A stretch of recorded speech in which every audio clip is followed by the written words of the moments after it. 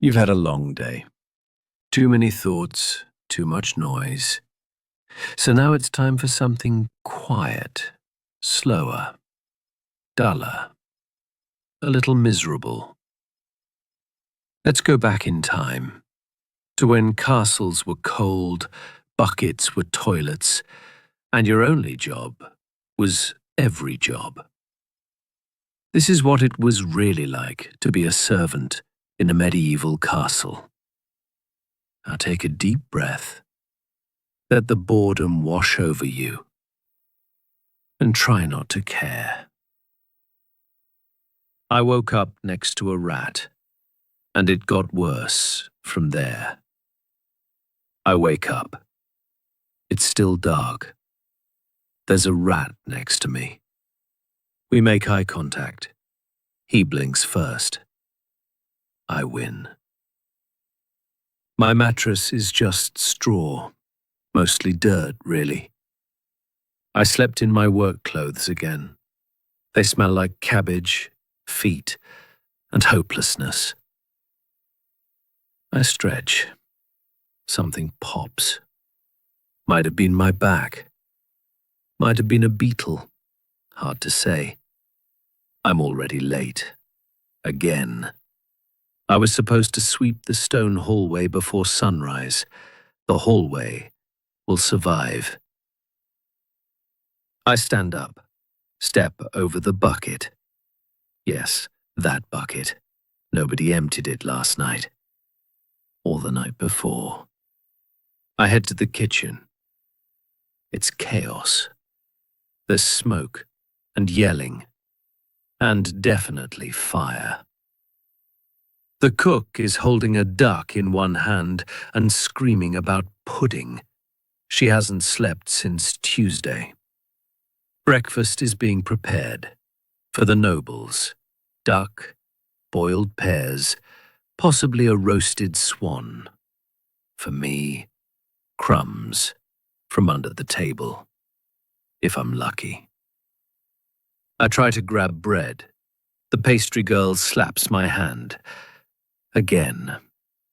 She's fast and angry. I start scrubbing the stairs. The Lord walks by.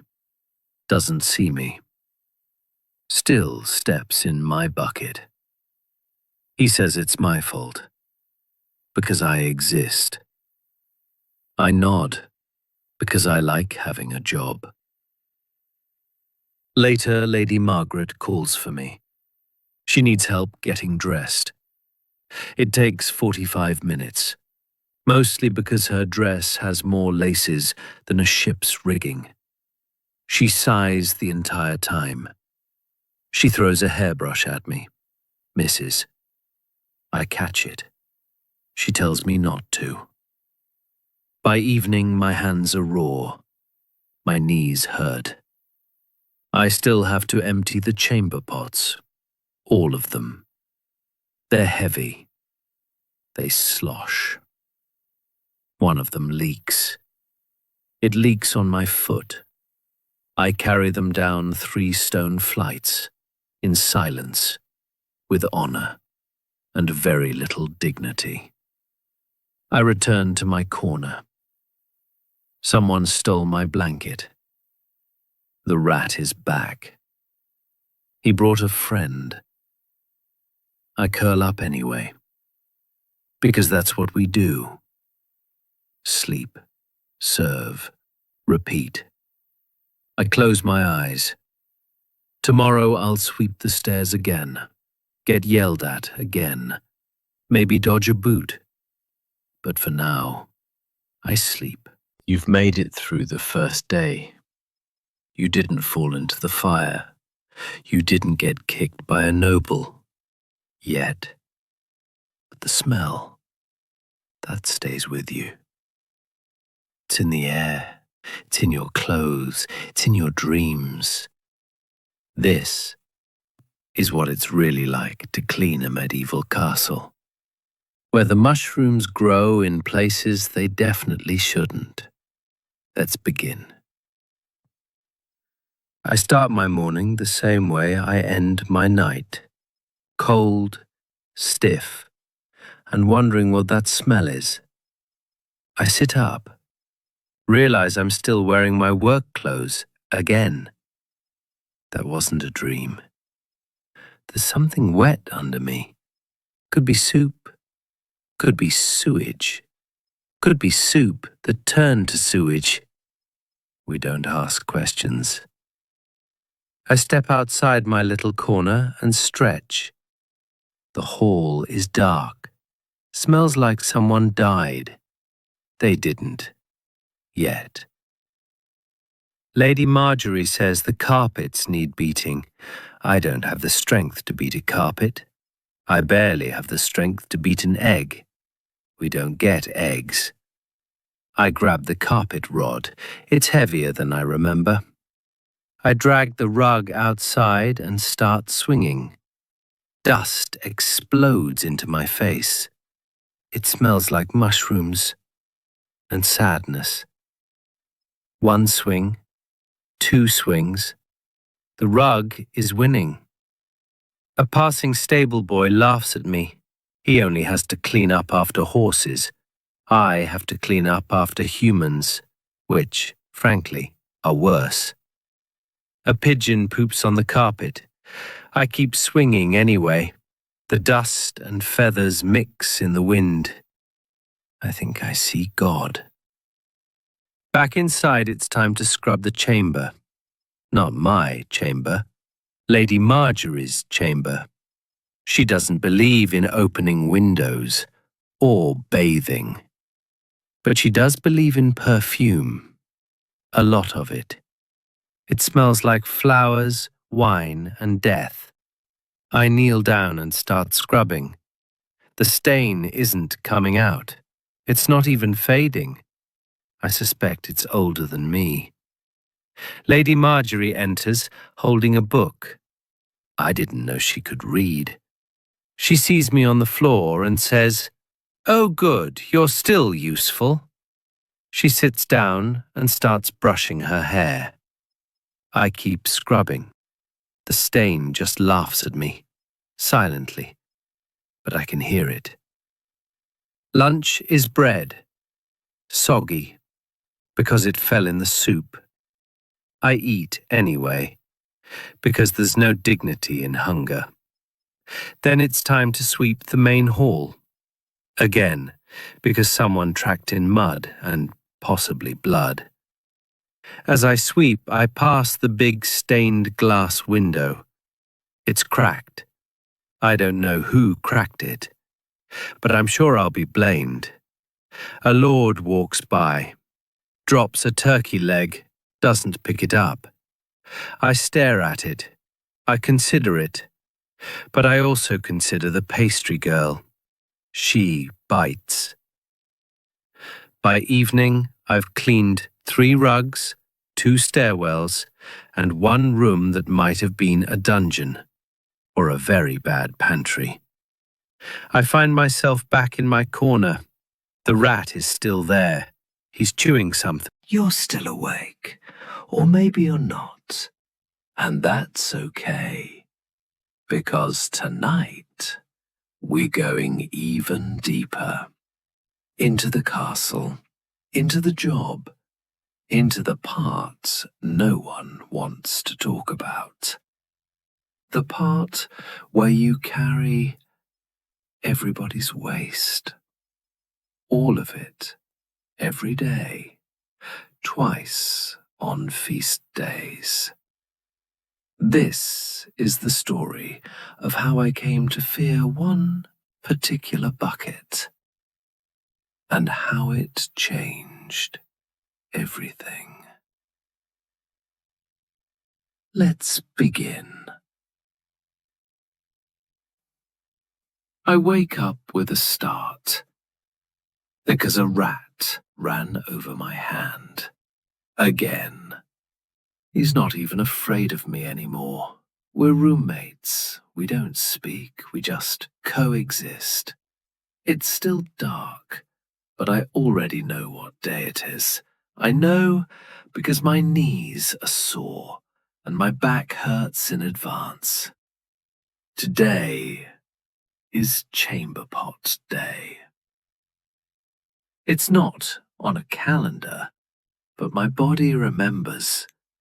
The buckets are full. They always are. The hallway is quiet, but not peaceful. The silence is the kind that hums. It buzzes with the memory of footsteps, of nobles who ate too much duck and drank too much wine. And now it's my job to carry away the evidence. I shuffle down the stone corridor, wooden shoes clicking with every step. Torchlight flickers on damp walls. There's already a smell, not strong, but growing. I round the corner, and there they are. The buckets. There are 11 of them today. That's too many for one person, but I am one person. And I've been told that God gave you arms for lifting, so I lift.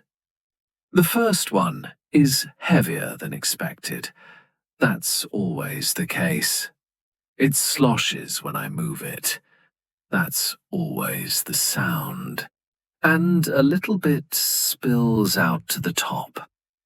That always the moment I stop breathing. I carry them 2 at a time, down the stairwell, stone, curved, slippery. I take small steps, 1 foot at a time, left, right, left. Regret. My hands are burning, my shoulders scream. I pass a tapestry of a knight slaying a dragon. The knight looks smug. The dragon looks like he had the better deal.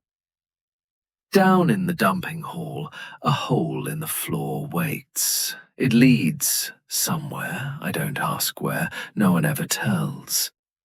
I dump the first 2 buckets. One spills down the side of the hole, it splashes my shoe. That's when I remember I forgot to patch the hole in my shoe. The smell gets worse, not stronger, just deeper. It goes into your clothes, into your mouth, into your soul. I carry 2 more buckets. My arms are shaking. I pass a young page boy on the way. He says, "You missed a spot." I nod and imagine accidentally dropping the bucket, but I look down. It's stone, worn, hasn't been cleaned in months. But I nod. Because again, jog. Finally, bucket 11, the last one. I lift it. It's not heavy. That's suspicious. I peek inside. There's nothing there. Just a note.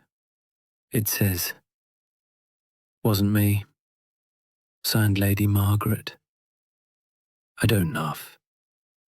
I'm too tired.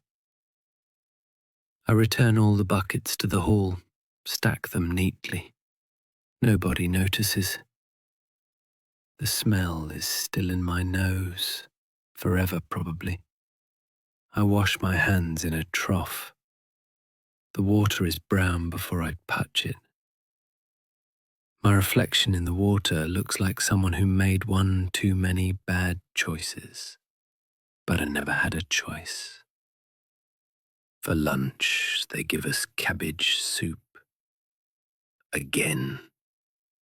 It tastes like regret and overcooked onions.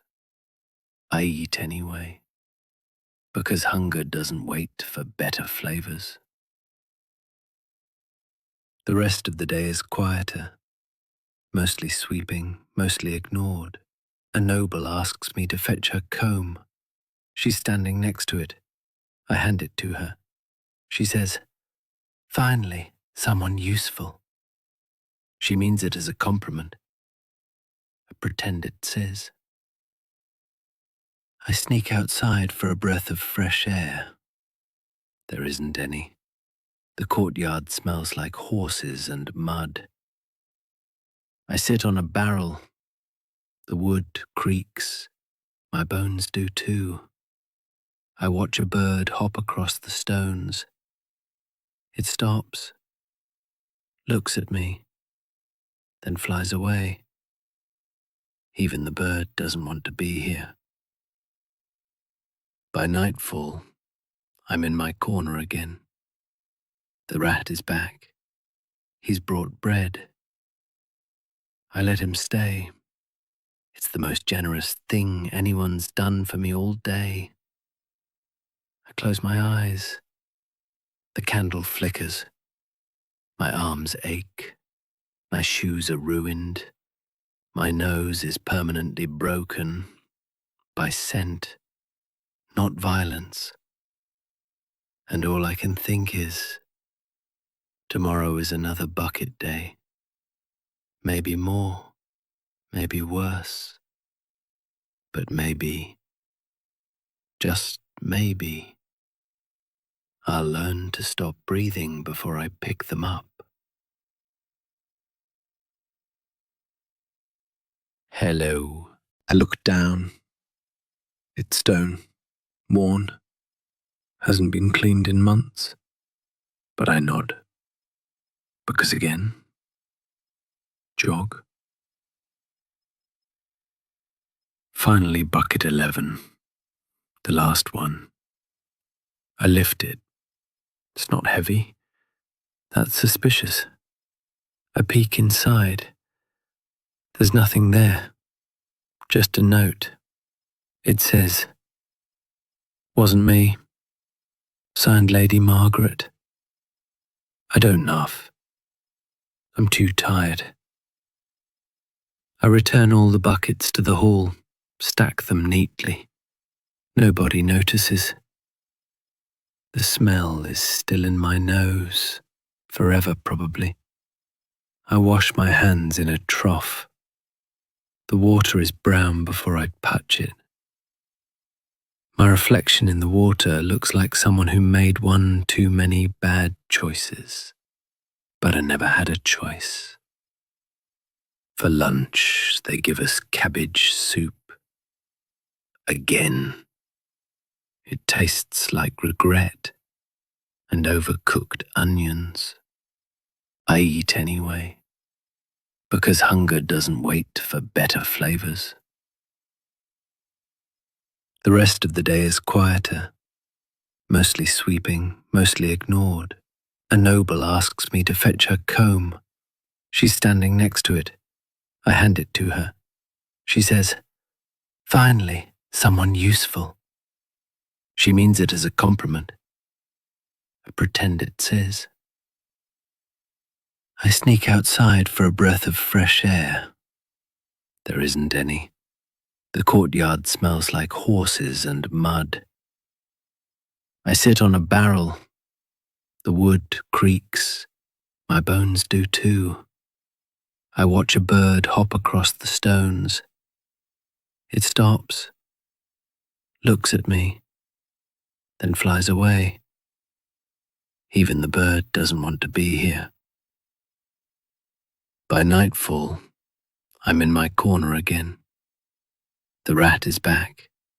He's brought bread. I let him stay.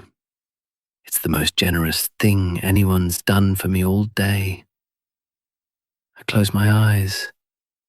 The candle flickers. My arms ache. My shoes are ruined. My nose is permanently broken by scent, not violence. And all I can think is, tomorrow is another bucket day.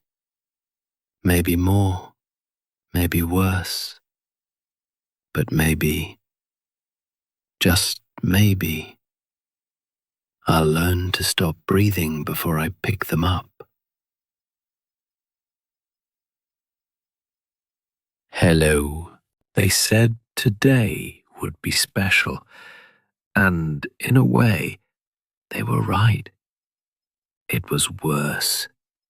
Lady Cecily is getting married to Lord Edwin of Greystone, which means the castle must be prepared, which means everything must sparkle, which means I'm not sleeping tonight, or tomorrow, or ever again. I wake up before dawn, not because I'm eager, because someone threw a shoe at my head. Apparently it was time. Apparently I was in the way. Apparently sleeping under the stairs is now a crime. The courtyard is already buzzing. Maids run with buckets, bakers scream about flour. Someone's lost a goose. Someone else found it in the pie. I'm handed a list. It's not written down, because no one here can write. It's just shouted into my face. I nod and pretend I remember any of it. First task: wash the chapel floor. It's made of stone, covered in candle wax, and something I hope is wine. I scrub, then I slip, then I scrub more.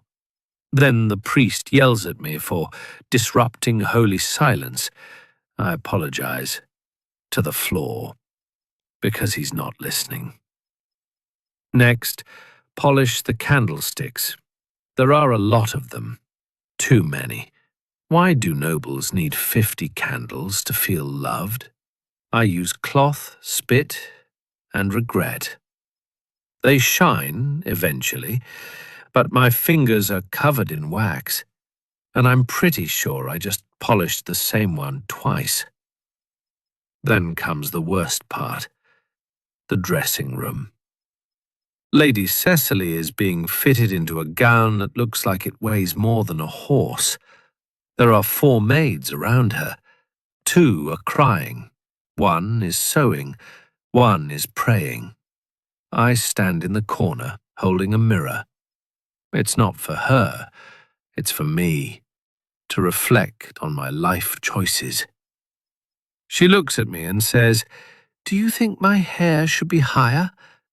It's already brushing the ceiling. I say, "Yes, my lady." She says, "Good, then redo it." I don't do hair. I do floors. But now apparently I also do hair. An hour later, she's yelling at a ribbon, something about it not being lustrous enough. A maid passes out. Another one leaves crying. I'm still holding the mirror, still rethinking everything. At last, the dress is on. The candles are lit. The hallway smells like roses and burning hair. Guests begin to arrive. Noblemen with feathered hats, noble women with faces that do not move. Everyone smells like expensive oil and mild disappointment. I am assigned to open the main door every 5 seconds. It's heavy. It creaks. My arms are going numb. One lord enters and says, "Ah, yes, peasant efficiency." I smile. In my mind, I set his wig on fire. After 50 doors, my shoulders are made of jelly, my fingers are numb, and I've developed a twitch in my left eye that may never leave. But it's finally time for the ceremony, which means I get to stand very still in a room filled with perfumes that sting your eyes and people who pretend I don't exist. The chapel is packed. Everyone is sweating, including the statue of St. Agnes. She looks disappointed. She usually does. The priest starts mumbling. Everyone leans in. Not out of reverence, because no one can hear him. Lady Cecily walks down the aisle, slow, graceful. Her dress makes a sound like dry leaves and silk regrets. Lord Edwin waits at the front. He's shaped like a turnip and smells like boiled beef. They say vows, kind of. She coughs. He sneezes. A candle goes out. Then it's over. They're married, And I'm still standing. Barely. Now comes the part everyone actually cares about. The feast. The great hall has been transformed. Tapestries hang from every wall. Bread piled high, roasted meats on silver trays. A roasted boar with an apple in its mouth and a look of deep regret in its eyes. I'm given a tray and one instruction: don't drop it. The nobles begin eating and drinking and shouting. One noblewoman throws a grape at a minstrel. He catches it in his mouth. They cheer. Lord Edwin eats like he's in a competition. Lady Cecily stares into the void. I refill goblets. I dodge elbows. I nearly trip over a dog in a velvet cape. Then, disaster. A boy, probably nobility, decides to sword fight with a roast duck. The duck flies. It lands in a Lady Matilda's lap. She screams. Wine spills. The boar topples. 3 goblets shatter. Everyone freezes, and then they look at me. I wasn't anywhere near it, but I'm holding a tray, so I must be guilty. The steward says, "Clean that up," before I can blink. I kneel, with a cloth and no dignity. Someone drops a chicken bone beside me. It bounces off my back. No apology. I scrub red wine off the table leg and imagine a quieter life. As a brick. In a wall. Of a distant abbey. By the time dessert arrives, I'm invisible. Which is good, because I've spilled plum sauce on my shirt and someone's shoe. I hide near the hearth, pretending to adjust the fire. Really, I'm just sitting. Then come the toasts. One after another. Each one longer and more pointless than the last. Someone compares the couple to swans. Someone else says they're like honey and vinegar, which feels accurate. Finally, they leave, off to their chambers, or possibly exile. I don't know. I don't care. I drag myself outside. They say cleanliness is next to godliness, and the castle is next to impossible. Especially when your job is scrubbing clothes for people who think sweat is a fashion statement.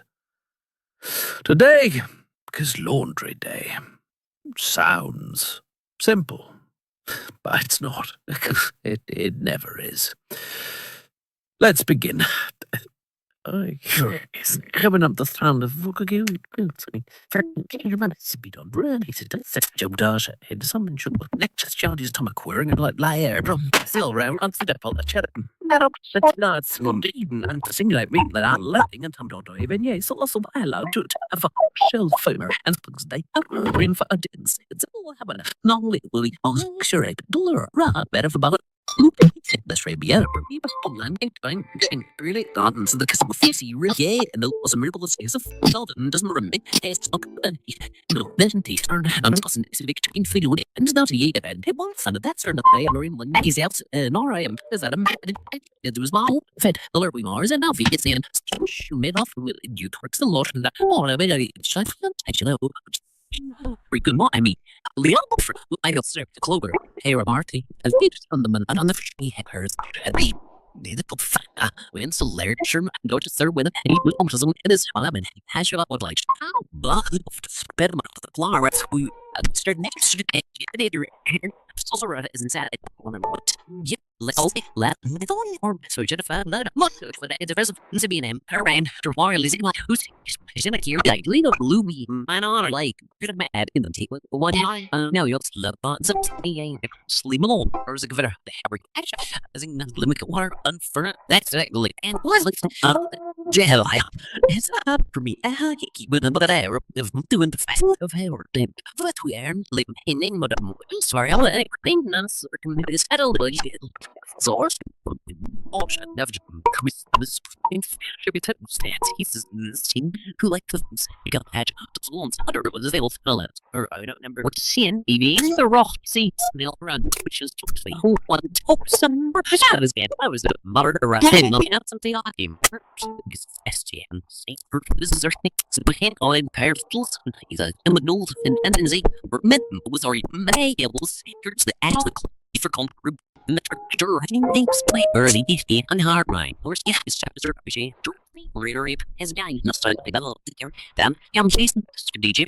Heidi or you what's the lab sailing out to the serpent draws mark and all supposed for it beer sometimes and not as good as have I really now we care out and number how are like now this I think it's pushed it out but then never forget the sweetie has a really like Hannah have clue and those that I held is playing big ones even then it's putting on the bottom so is they fame and they has to each time you on that cooking script Nazareth party now wish I'm a trip of me so I just do whatever again and then here call them oh okay first just for I'm working now on that almost else right working in the element millions already is such a misbehaving as their short and more purpose some kind there's that I because it's been what we would sure but we're like the usual regions people is incomes out of although next well look up my law is owing it in the months and my neighbor is to bring me nights of the chill out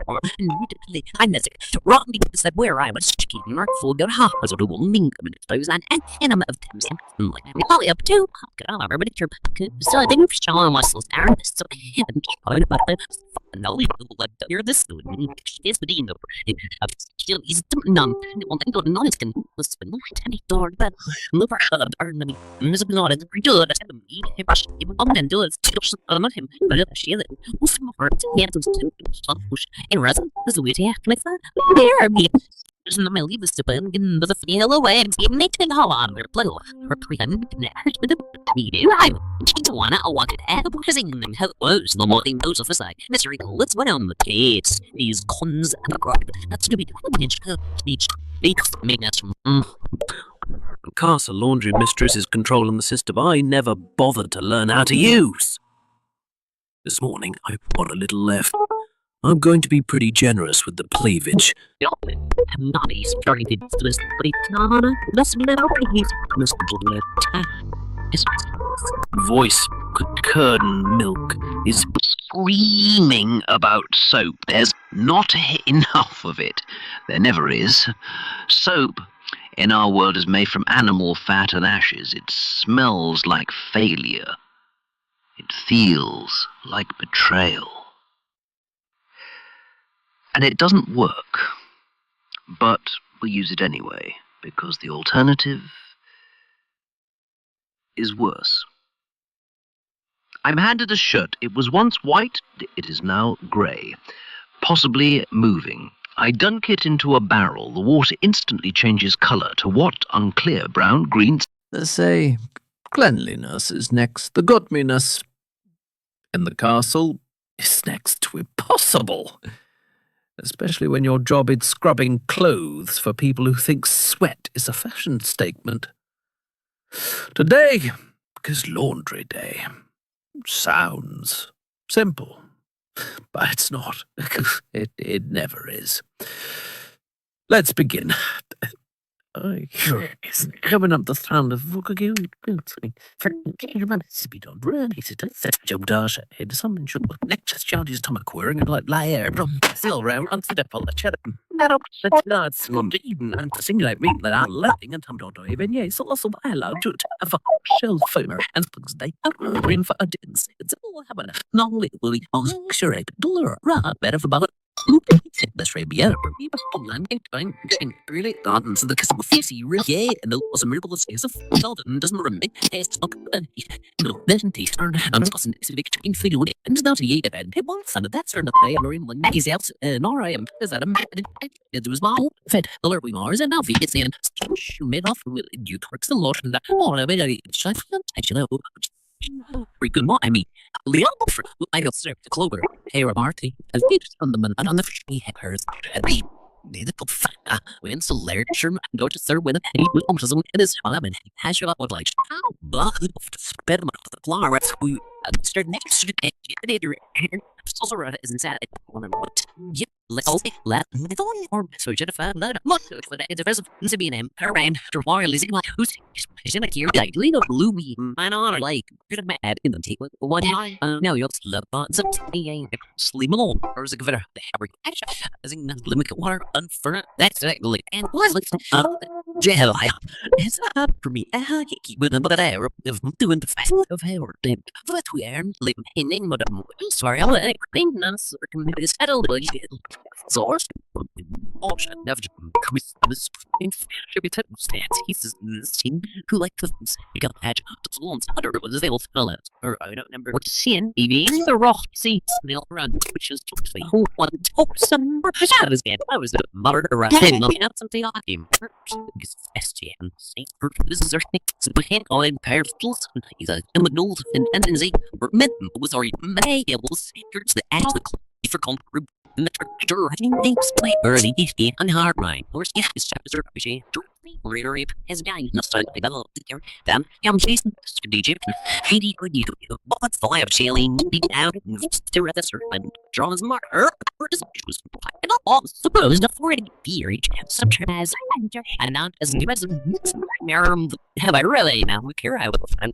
And I'm your how are like now I think it's pushed it out but then never forget the sweetie as a village had a clue and those that I held is playing big ones even then it's putting on the bottom so there's a fame and the hair still each time you know cooking group Nazareth parting that wish I'm a trip of my so I do whatever again and the here column first just for I'm working now I'm not even almost else right working in the element millions already in this misbehaving as their short and some kind of something that I because it's been what women sure but we're calling the usual regions being discussion as he comes out of although next I will look up my law is owing it with the months and I'm is to bring midnight of the chill out or I'm the wrong because that where I was keeping our full good half as a little mink of those and I'm of them like I'm probably up to but it's your so I think we're showing muscles down so no, let hear this student.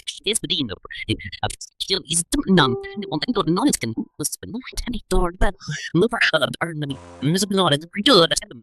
If I even on and do it, still not him. But if she is more, he had to push in resin. This way to act like that. There be. Isn't my leave is to put in the feel away and give me to how on their blood or pretend with the media. I want it at because in them how was the more thing goes off aside. Mystery, let's went on the gates. These cons and the crop. That's to be each make that Castle laundry mistress is controlling the system I never bothered to learn how to use. This morning I've got a little left. I'm going to be pretty generous with the cleavage. I'm not starting to this, but it's not a less his voice curd milk is screaming about soap. There's not enough of it. There never is.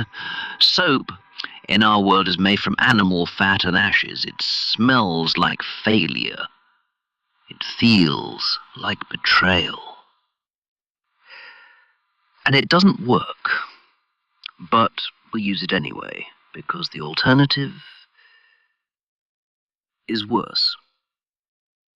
I'm handed a shirt. It was once white, it is now grey, possibly moving. I dunk it into a barrel. The water instantly changes colour to what? Unclear, brown, green. A dog runs through the drying line, pulls down 2 shirts and a corset. He's proud. He runs in circles. The lord who owns him claps. I quietly pick up the clothes, shake off the dirt, wipe off what I hope is mud, hang them again. No one thanks me, no one ever does. The sun lowers, the wind grows cold. We light candles in the laundry room, which makes everything look worse, more real, more stained. At long last, the final batch is rinsed, wrung, hung. I sit on a bucket. It's empty, almost. I stare at the steam rising from the last tub. Smells like wet wool and exhaustion. Maud walks past, says nothing, which is her way of saying, "Good enough, I'll take it." That night, I lie on straw, still damp, still sore, still thinking about that flaming sheet. It was beautiful briefly, like hope. The rat returns. He has something in his mouth, a ribbon, stolen maybe. He drops it next to me. We sleep. Laundry day is over. Until next week, or tomorrow, depending on who soils what when. Some say the kitchen is the heart of the castle. Warm, alive, full of smells, sounds, food. They are wrong. The kitchen is where souls go to die, where heat becomes punishment, where food becomes weapons, where cooks scream in 5 directions at once, and no one leaves with their hearing intact. This is what it's really like to be assigned kitchen duty. I start my morning in a fog, not metaphorically, literally. It's smoke from the ovens. No one knows what's burning yet, but something is. The kitchen is loud, always loud. Pots banging, knives chopping, cooks cursing in 3 languages, all of them angry. A rooster runs across the floor. No one reacts. It's Tuesday. That happens on Tuesdays. I am handed an onion, then a knife, then a sack of more onions. The cook says, "Chop till I say stop." I ask, "How long will that be?" She says, "You'll know when your hands bleed." I chop and cry, not from sadness, from the onions. Mostly, my fingers swell, my back curls, my soul floats near the ceiling, wondering what it did to deserve this. Then comes the broth. It needs stirring for 6 hours without stopping. Apparently, if you stop, it loses flavor, so I stir. My shoulder clicks, my arm goes numb. The ladle melts slightly. I keep going. A boy slips behind me, carrying eels. Live ones. They wriggle. One escapes. He doesn't chase it. He says, "It'll come back." I believe him. Then come the pies. The nobles love pies. Meat pies, fruit pies, mushroom pies, mystery pies. We don't ask what's in them. We just serve them. I help roll dough. It sticks to everything, to the table, to my hands, to my sleeve, to my soul. The baker shouts, "You're folding it wrong." I say, "How can dough be wrong?" He says, "It just is." I nod, because arguing with a man covered in flour and rage is not wise. Lunch arrives. Sort of. It's a bowl of leftover stew and a piece of burned crust. I chew. It crunches. I don't ask what part of it was meat. Afternoon hits like a hammer. The heat rises. The oven roars. Someone drops a pot. The cook throws a spoon. It misses me. Hits the wall. Stays there. I carry trays now. Hot ones. Meat sizzling. Grease popping. I walk slowly. I balance like a monk. One slip, and the cook says, "I become tomorrow's stew." I believe her. A noble wanders into the kitchen. He says, "How charming, the peasantry at work." I say nothing, because I'm holding a tray and my patience is buried beneath 10 feet. I step outside for air. The breeze feels fake. too clean, too peaceful. My shirt is soaked. My fingers are blistered. My stomach growls again. I find my straw mat in the usual place. Same rat, same spot. He sniffs my sleeve, then decides I'm not food. Not today, anyway. I lie down, close my eyes, and smell onions. Forever, probably. The kitchen is quiet now, but in my dreams it still screams. It doesn't happen often, but when it does, everyone pretends to be excited. They say it's refreshing. They say it's healthy.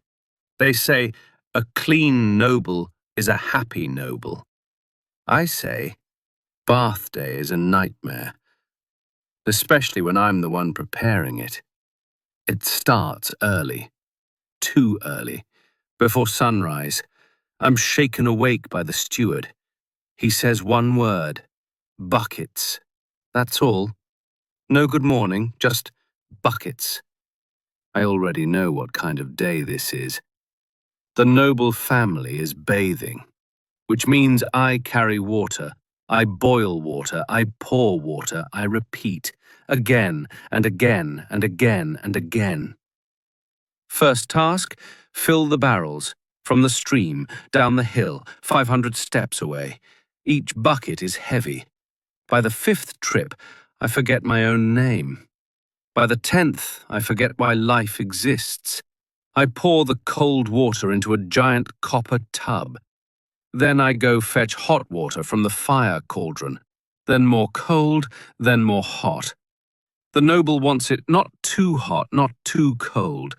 They say, just right. I say, impossible. After hours of carrying, mixing, adjusting, the tub is finally ready. Lady Eleanor enters. She sniffs the water. Too smoky, she says. I apologize to the fire. Then I apologize to the soap. Then to myself. She bathes, which really just means sitting in the tub while we awkwardly stand nearby, holding cloths and trying not to breathe. She says, scrub my elbows. I do. She says, too rough. I do it again. She says, too soft. I question physics. The bathwater turns cloudy, which is expected. She bathes once every 3 weeks. She calls it routine. I call it archaeology. Midway through, she demands herbs, lavender, rose petals. I fetch them, crush them, toss them in. The water now smells like a wet garden. She smiles. I pretend to smile too. Next comes her husband, Lord William, a mountain of a man, covered in layers of sweat, armor grease and cologne. He steps into the same tub, does not blink, does not notice the petals. He says, smells like a battlefield. We all nod, because disagreeing is dangerous. He bathes loudly, singing something about dragons, splashing, laughing, mocking us for being so dry. Water hits the floor. My shoes are soaked. I say nothing, but in my mind I am gone, far away, to a quiet forest, where no one has a tub. After Lord William finishes, he demands to be dried with the good towel, which is actually just the less mouldy one. I hand it over. He drops it. I pick it up. He drops it again. This is his favorite game. Now comes the hard part, emptying the tub. It's still hot, still heavy, still smells like sweat, perfume, and defeat. We open the drain hole. Water trickles out slowly, very slowly. The castle dog runs past and drinks from it, then throws up.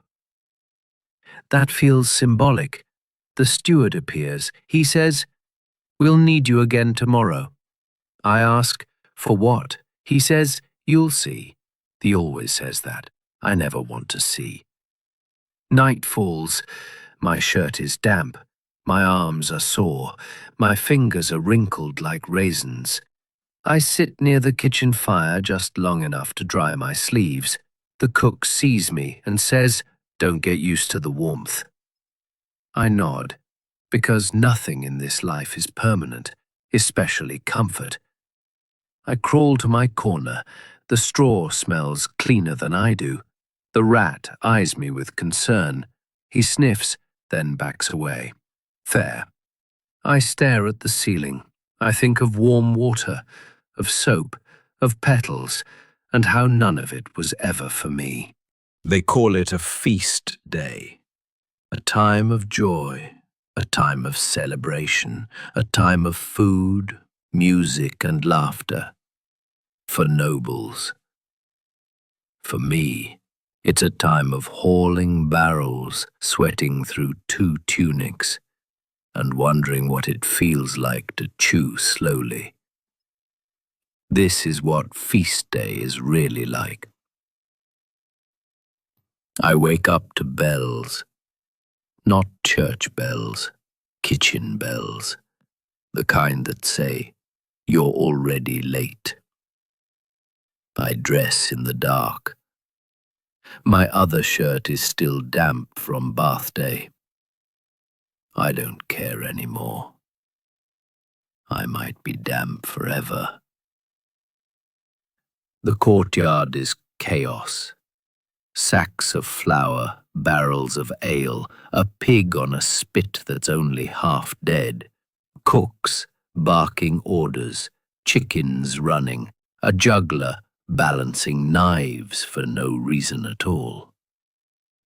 I dodge a cabbage. It was thrown at a boy. The boy ducks. It hits me. Of course. First task, fetch water. Always water. I spend half my life between the well and the fire. Next, haul the bread baskets. Not light bread, dense medieval bread. Each loaf a weapon. I carry 12, because if I don't, someone else will drop them, and I'll have to clean it up anyway. Inside the great hall, tapestries are being hung, banners of every color, except mine, which is the shade of dirt, shame, and sweat. They place gold plates at the high table, each one polished until it reflects back a smug, noble smile. I wipe one. It gets wiped again. Apparently, my fingerprints are offensive. Back in the kitchen, they're roasting swans. Yes, swans, majestic, gliding birds, now stuffed with herbs and smugness. I baste them carefully, while pretending I don't see their little black eyes staring at me from the corner bucket. At midday, the musicians arrive. Lutes, drums, a man with something that looks like a bag of angry cats. They play loudly, all off-key. They call it folk music. Then the nobles arrive, wearing colors not found in nature, smelling of expensive herbs and fear of boredom. They nod at each other, then complain about the seating, then nod again. One noble points at me and says, "That one has kindling in his hair." I do. I don't remember how it got there. It's fine. The feast begins, which means I stand behind the Lord's chair, and wait for him to wave a finger when he wants more food, more wine, or someone removed from the room. Usually me. I pour wine, I spill none. He grunts, which I think is noble for good job. The courses keep coming. Roasted rabbit, honey-glazed pigeon, a fish shaped like a duck, and a duck shaped like regret. Soon it's time for the entertainment. A fire-eater, a bear, a monk who juggles fruit and shouts poetry. One apple hits a noble in the face. He blames the servant. I'm the servant. The steward pulls me aside. "You're too visible," he says. I nod, then become invisible. It's easier. As the sun sets, dessert is served. Sugared pears, candied nuts, spiced wine. None for me. I lick the spoon by accident. A cook sees me. He doesn't say anything.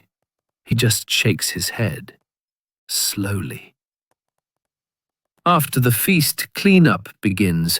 Bones, spills, broken goblets, someone's shoe. 2 wilted garlands. I scrub the tables, scrape the wax, sweep the floors until the hall looks like nothing ever happened. It always feels that way, like I imagined the whole thing. Finally, I return to my straw mat. My feet are numb, my fingers twitch. I smell of swan grease and pie dreams. The rat is waiting. He's brought something. A grape. Stolen, of course. We split it. I say, "Feast day." He squeaks once. Then we both fall asleep. Most people think the castle sleeps at night, that everything goes still, quiet, peaceful. They're wrong. When the torches burn low and the nobles snore, the night shift begins. And I'm on it. I don't even get to lie down. The steward wakes me with a boot. "Up," he says. "That bell tower won't watch itself." I mutter, "I could try." He doesn't laugh. He never does. My job tonight is rotation. 1 hour in the bell tower, 1 hour in the stables, 1 hour walking the outer wall. Repeat until madness sets in. I dress. It's cold, colder than usual. Even the rat doesn't follow me. First, the bell tower. It's tall. The stairs creak. The torch sputters. At the top, the wind slices through me like a bitter old night. I stare at the dark trees beyond the walls. The forest doesn't move, but I still watch, just in case it remembers we're here. The bell hangs silent above me, huge, iron, heavy with the threat of noise. I don't touch it, I never do. Only ring it for death or fire, both things I'd rather avoid. Next, the stables. They smell like hay and horse sweat and rot. I don't mind it anymore, I might even like it. The horses snort as I enter. Some paw the floor. One stares at me like it knows my secrets. I nod to it. It nods back. We have an understanding. I shovel waste, check the water troughs, adjust blankets, talk to no one, because no one else is here except a cat, black, silent, watching me. It never blinks. It might not be real. I don't ask. Back to the wall. The wind is worse now. My torch flickers, then dies. I walked the stone path in darkness. Each step echoes. Each echo feels like a question. I peer over the edge. Still forest, still shadows. A fox cries in the distance, or maybe something else. At the far end, a guard stands. He doesn't speak. I nod. He nods back, then keeps looking out like he's angry at the horizon. I keep walking. The chapel bell strikes midnight. I flinch, not because it's loud, but because it means 4 more hours to go. I return to the tower. The wind is louder now, or maybe the silence is deeper. Inside the bell room, I find footprints, fresh ones. Mine? Maybe. I sit beside the rope and count to 1,000 to stay awake. I lose count. Somewhere around 312, maybe earlier. Down again, back to the stables. The black cat is gone. The horse is still watching me, judging me. I sweep the same floor I swept an hour ago, just in case it got dirty in my absence. They told me I was lucky. Better than being alone, they said. Better than starving, they said. She's a good worker, they said. No one asked what I said. Because in the castle, peasants don't marry for love. We marry because it's time. Because there's hay to stack. Because the kitchen needs more hands. Because someone else decided it. Her name was Lisa. She worked in the laundry. She didn't speak much, not because she was shy, just efficient. She folded faster than anyone else. That's probably why they chose her. They called it a match. I called it 2 schedules overlapping.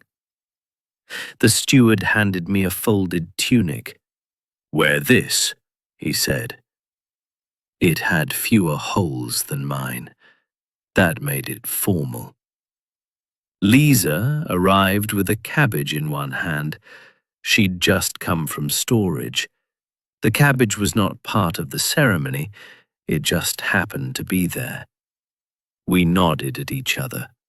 That was the beginning of our holy union. The priest muttered a few Latin phrases. We stood still. My feet itched. A goat wandered between us. No one stopped it. At the end, he said, "You may return to your duties." We did. They gave us a shared blanket. That was the wedding gift. It smelled like mildew, but it was thicker than my old one. The castle didn't offer rooms for newlyweds. We just pushed our straw mats closer together. That was the honeymoon. We didn't talk much. We worked different shifts. She scrubbed linens during the day. I cleaned chamber pots at night. We passed each other in the stairwell. Sometimes she nodded, sometimes not. It was fine. Occasionally, we were assigned together. Once during a wine delivery. She held the jugs, I stacked the crates. She said, "Don't drop them." I didn't. That was our longest conversation. Rumors spread. They always do. Some said she was pregnant. Some said I wasn't the father. Some said she was the father. People are creative when they're bored. She wasn't pregnant, just tired all the time, like me, like everyone. One day the steward asked how marriage was. I said, "Efficient." He seemed pleased. That was the goal. Then winter came. Lisa caught something, coughing, shivering. No one could say what it was. We weren't important enough for a diagnosis. She kept working. No choice. There were sheets to boil. Eventually, she couldn't stand. She fell near the fireplace. Didn't wake up for hours. I carried her to the storeroom. It was the warmest place we had. She didn't complain. She never did. I asked the cook for broth. He handed me a bone. I boiled it in water, gave it to her. She sipped once. No one knew where she'd gone. Some said she was reassigned to the kitchen. Some said she joined a convent. Some said she walked into the woods. I didn't ask. I didn't want to know. I just moved my mat back where it had always been. The blanket stayed with me. Still smelled like mildew, still better than nothing. I kept folding it in half every night, like she might return, or like she hadn't left. No one mentioned her again, not even the steward. Eventually, a new girl started in laundry. Younger, faster. They asked if I'd like to be matched again. I said no. They said, "That's not your decision." I said nothing. I don't remember the second one's name. I think it started with M or P. She liked turnips. That's all I recall. We shared the same blanket. It didn't smell like mildew anymore. It just smelled like time. They call it a feast day, a time of joy, a time of celebration, a time of food, music, and laughter. For nobles. For me, it's a time of hauling barrels, sweating through 2 tunics, and wondering what it feels like to chew slowly. This is what feast day is really like. I wake up to bells. Not church bells, kitchen bells. The kind that say, "You're already late." I dress in the dark. My other shirt is still damp from bath day. I don't care anymore. I might be damp forever.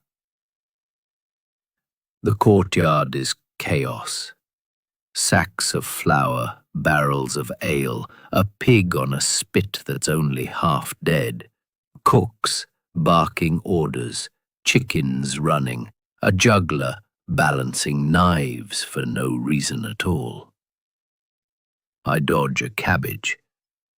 It was thrown at a boy. The boy ducks. It hits me. Of course. First task, fetch water. Always water.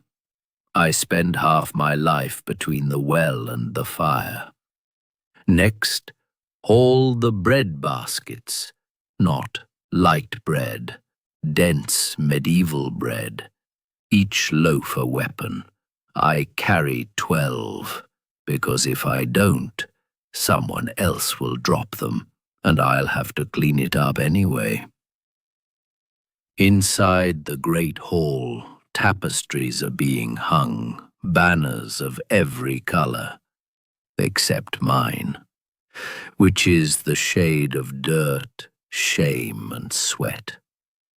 They place gold plates at the high table, each one polished until it reflects back a smug, noble smile. I wipe one. It gets wiped again. Apparently, my fingerprints are offensive. Back in the kitchen, they're roasting swans. Yes, swans, majestic, gliding birds, now stuffed with herbs and smugness. I baste them carefully, while pretending I don't see their little black eyes staring at me from the corner bucket. At midday, the musicians arrive. Lutes, drums, a man with something that looks like a bag of angry cats. They play loudly, all off-key. They call it folk music. Then the nobles arrive, wearing colors not found in nature, smelling of expensive herbs and fear of boredom. They nod at each other, then complain about the seating, then nod again. One noble points at me and says, "That one has kindling in his hair." I do. I don't remember how it got there. It's fine. The feast begins, which means I stand behind the Lord's chair and wait for him to wave a finger when he wants more food, more wine, or someone removed from the room. Usually me. I pour wine, I spill none. He grunts, which I think is noble for good job. The courses keep coming.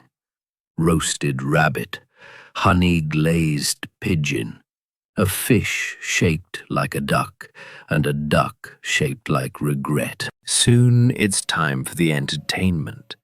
A fire-eater, a bear, a monk who juggles fruit and shouts poetry. One apple hits a noble in the face. He blames the servant. I'm the servant. The steward pulls me aside. "You're too visible," he says. I nod, then become invisible.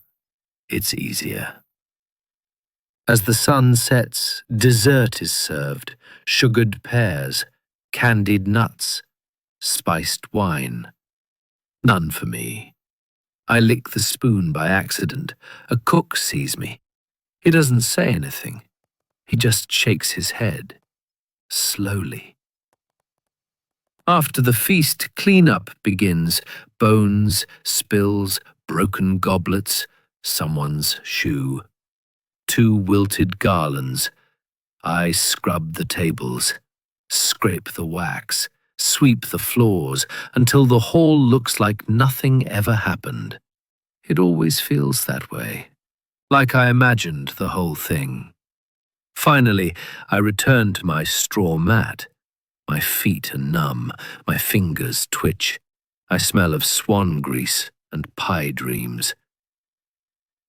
The rat is waiting. He's brought something. A grape. Stolen, of course. We split it. I say, "Feast day." He squeaks once. Then we both fall asleep. Most people think the castle sleeps at night, that everything goes still, quiet, peaceful. They're wrong. When the torches burn low and the nobles snore, the night shift begins. And I'm on it. I don't even get to lie down. The steward wakes me with a boot. "Up," he says. "That bell tower won't watch itself."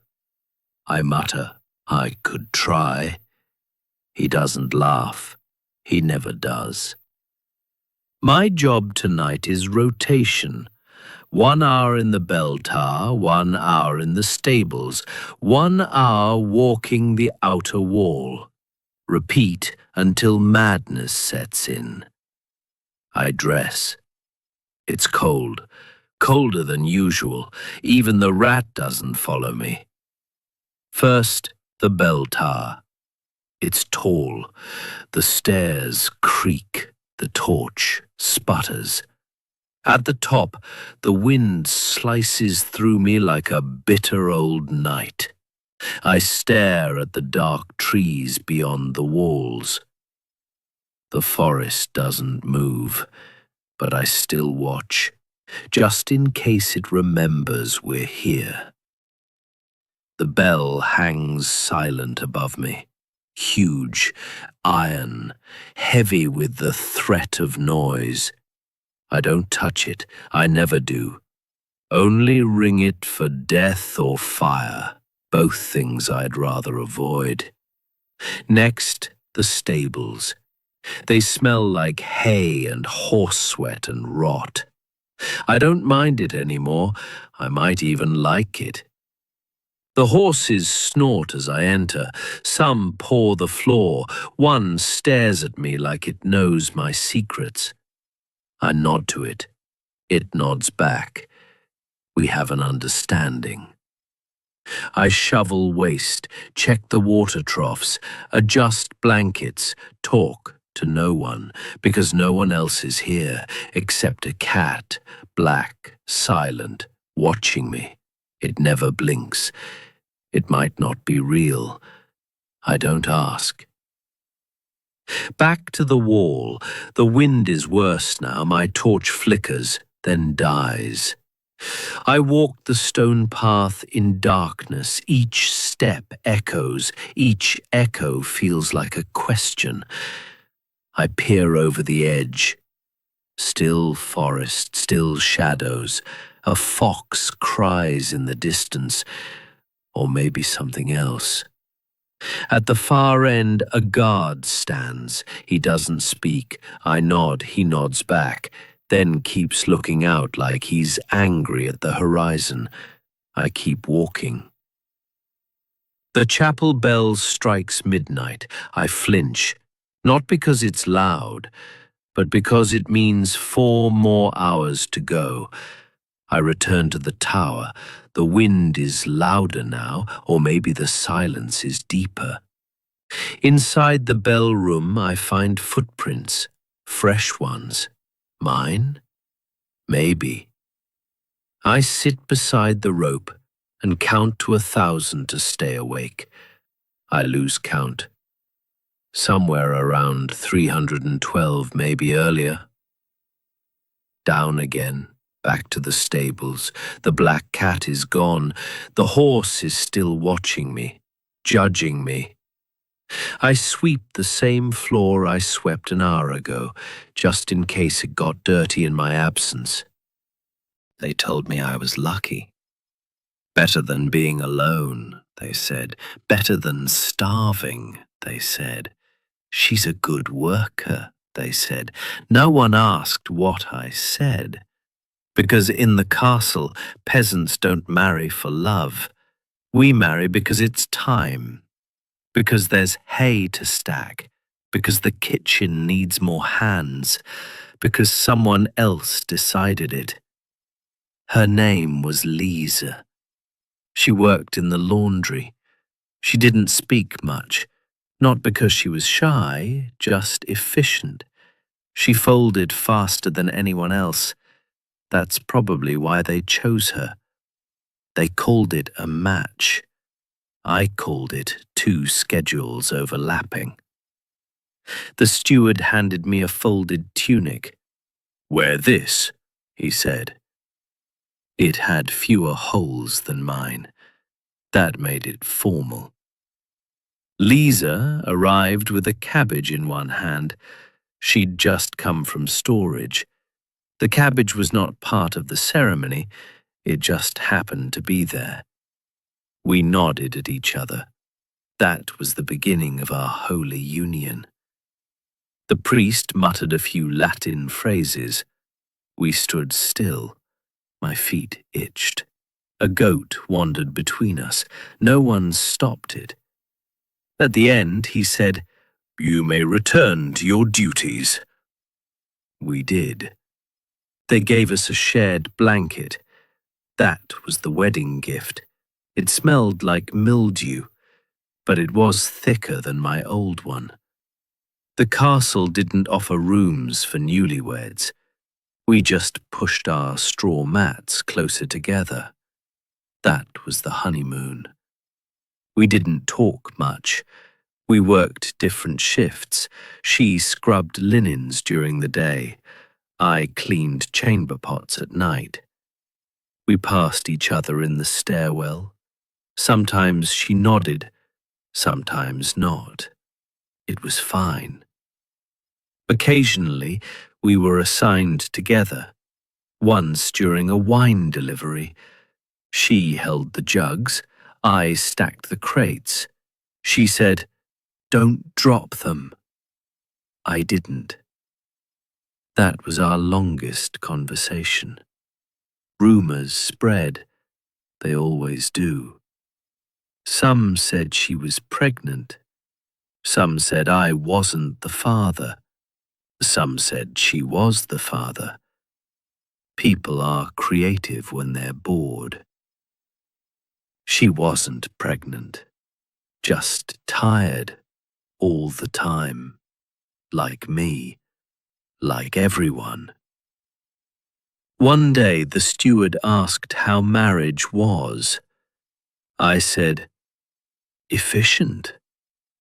He seemed pleased. That was the goal. Then winter came. Lisa caught something. Coughing, shivering. No one could say what it was. We weren't important enough for a diagnosis. She kept working. No choice. There were sheets to boil. Eventually, she couldn't stand. She fell near the fireplace. Didn't wake up for hours. I carried her to the storeroom. It was the warmest place we had. She didn't complain. She never did. I asked the cook for broth. He handed me a bone. I boiled it in water, gave it to her. She sipped once. No one knew where she'd gone. Some said she was reassigned to the kitchen. Some said she joined a convent. Some said she walked into the woods. I didn't ask. I didn't want to know. I just moved my mat back where it had always been. The blanket stayed with me. Still smelled like mildew, still better than nothing. I kept folding it in half every night, like she might return, or like she hadn't left. No one mentioned her again, not even the steward. Eventually, a new girl started in laundry. Younger, faster. They asked if I'd like to be matched again. I said no.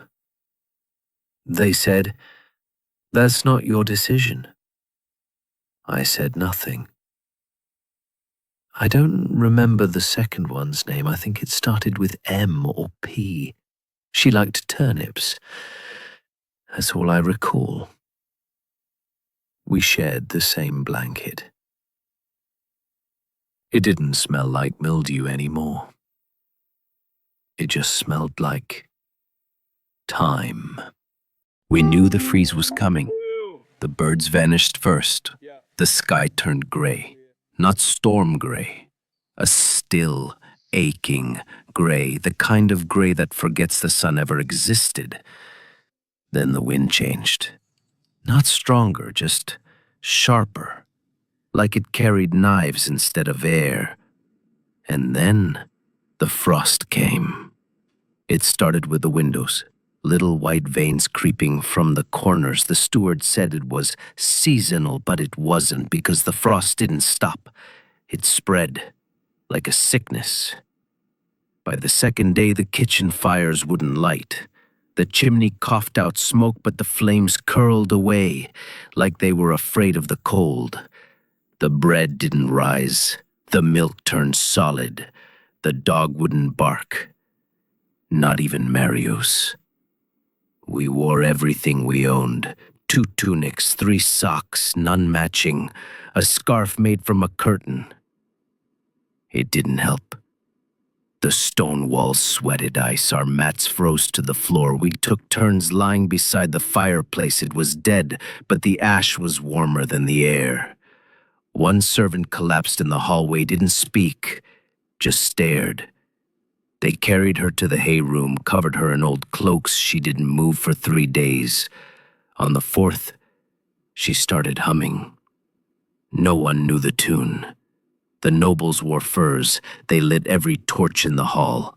Still said it was uncomfortable. They ordered more wine. I couldn't feel my fingers. My breath turned to mist even indoors. I pressed my hands to my chest. Couldn't feel my chest either. The laundry froze on the line. It snapped. Rags shattered like glass. We stopped doing laundry. The castle started to smell like old stew and new fear. The rats disappeared.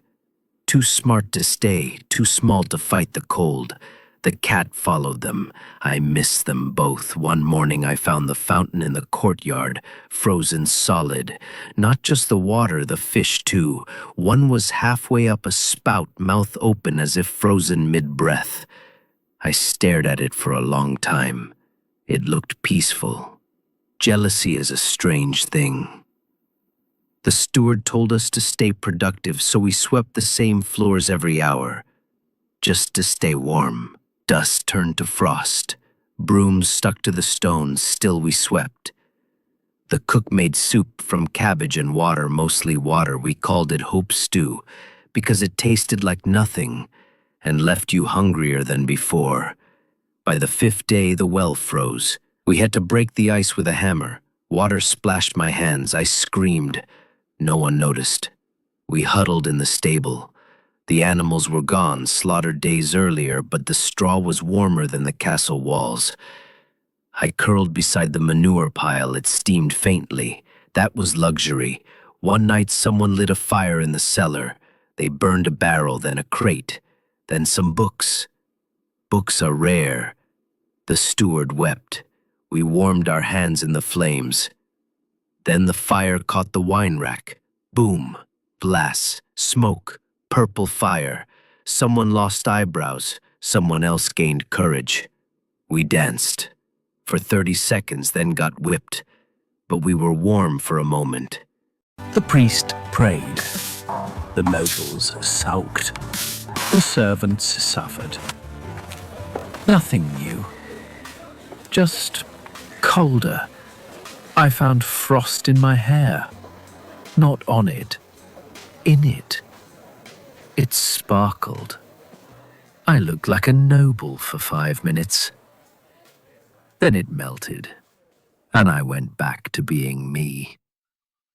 On the 7th day, the sun returned. Sort of. It blinked through the grey, like someone reopening their eyes after a long, bitter dream. The ice sighed. The walls creaked, and a single bird sang from the trees. It was off-key, but it was music. The kitchen fires relit, barely. We huddled around them, hands blistered but smiling. I saw Marius again. He wagged once, then went back to ignoring me. All was well, or as well as it ever is.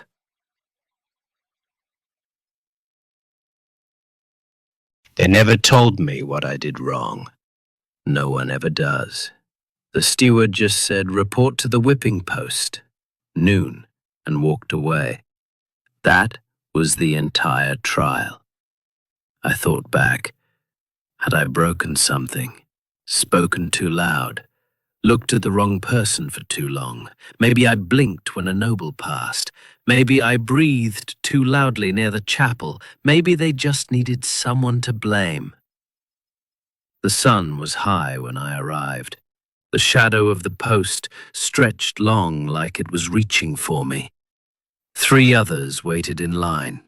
1 boy, 1 girl, 1 man I didn't recognize. We didn't speak.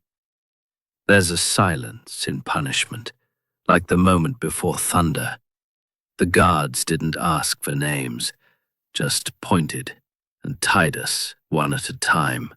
Rope rougher than straw, knots like stones against the skin. They made sure everyone could see. Visibility was important. Pain is less effective if no one watches. The first was the boy, barely old enough to carry a bucket. They struck him once. He cried. They stopped, said he'd learned fast. He didn't return to the kitchen that day. The girl went next. No expression, like she'd done this before. 5 lashes, no scream, no sound. Just blood, and a faint shaking in her knees as she walked away. Then it was my turn. They didn't speak, didn't accuse, just pulled back the tunic, tied the wrists tight, checked the knots twice. The whip cracked once behind me, testing the air, then again across my back. Fire. That's what it felt like. Not pain, not at first, just heat, sharp, instant, deep, like it burned through the skin and kept going. The second lash made me forget the first. The third brought tears I didn't give permission for. I lost count after 5, or maybe 6. Time folds in those moments. You don't think in minutes.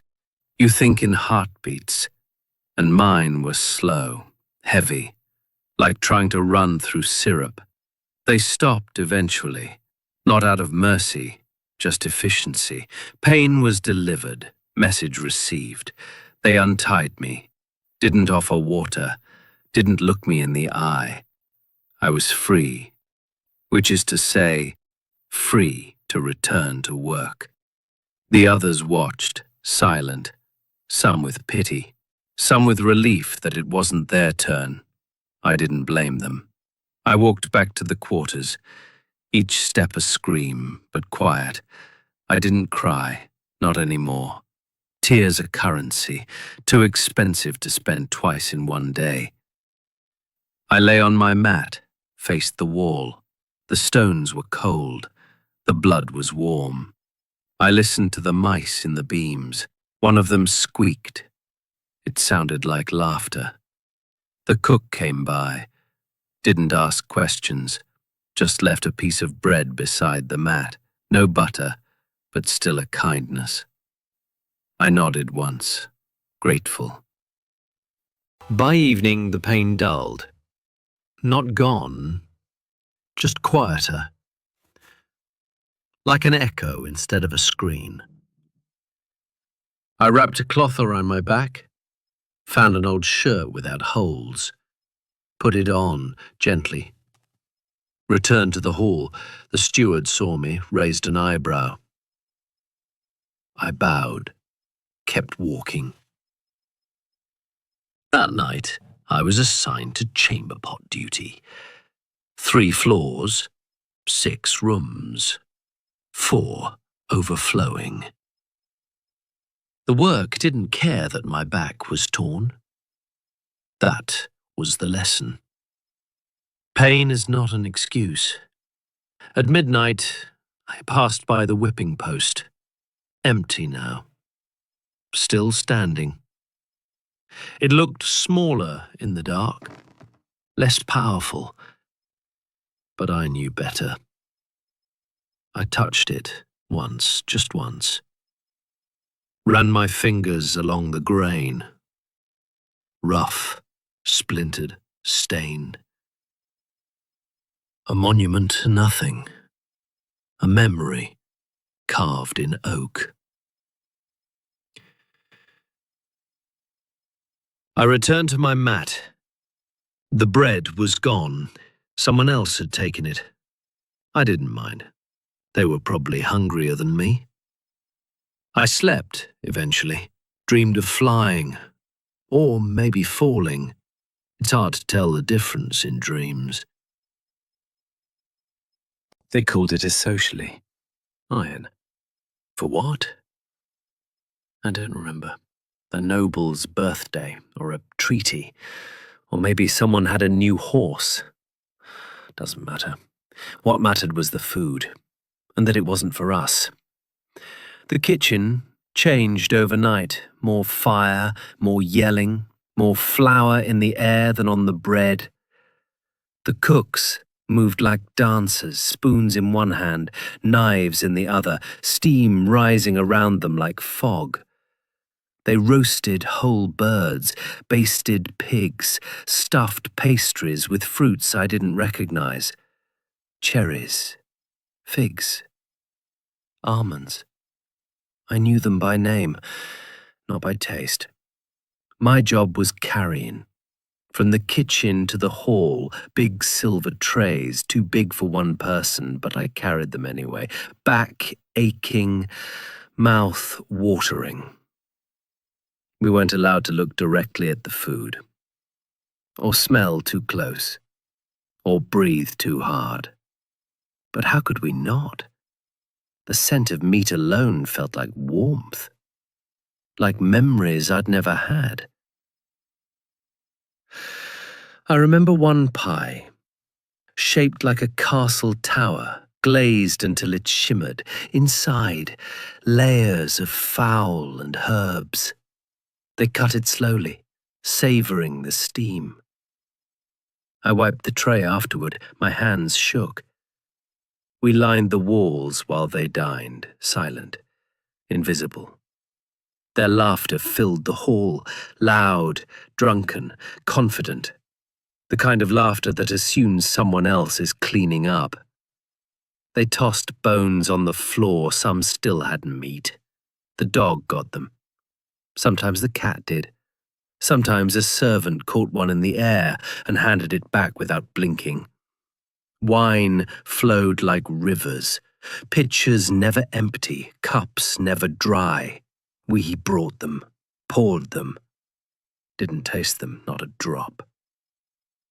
One noble stood on a table, sang a song about war and wine and women. He forgot the words, made up new ones. They laughed louder. I stood still, hands folded, eyes on the floor. Then the dancing began. They clapped, spun, stumbled. One slipped on gravy, took a goose leg to the face. They howled with joy.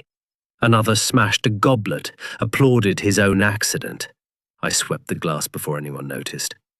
Some nobles pulled servants in to dance with them. Not me, thank God. One girl twirled too fast and vomited, right into a noble's lap. He laughed, wiped his robe with her sleeve. She apologized. He said, "You're welcome." Midnight came, the music slowed. Bellies full, eyes heavy. They slumped in chairs, sprawled like overfed lions.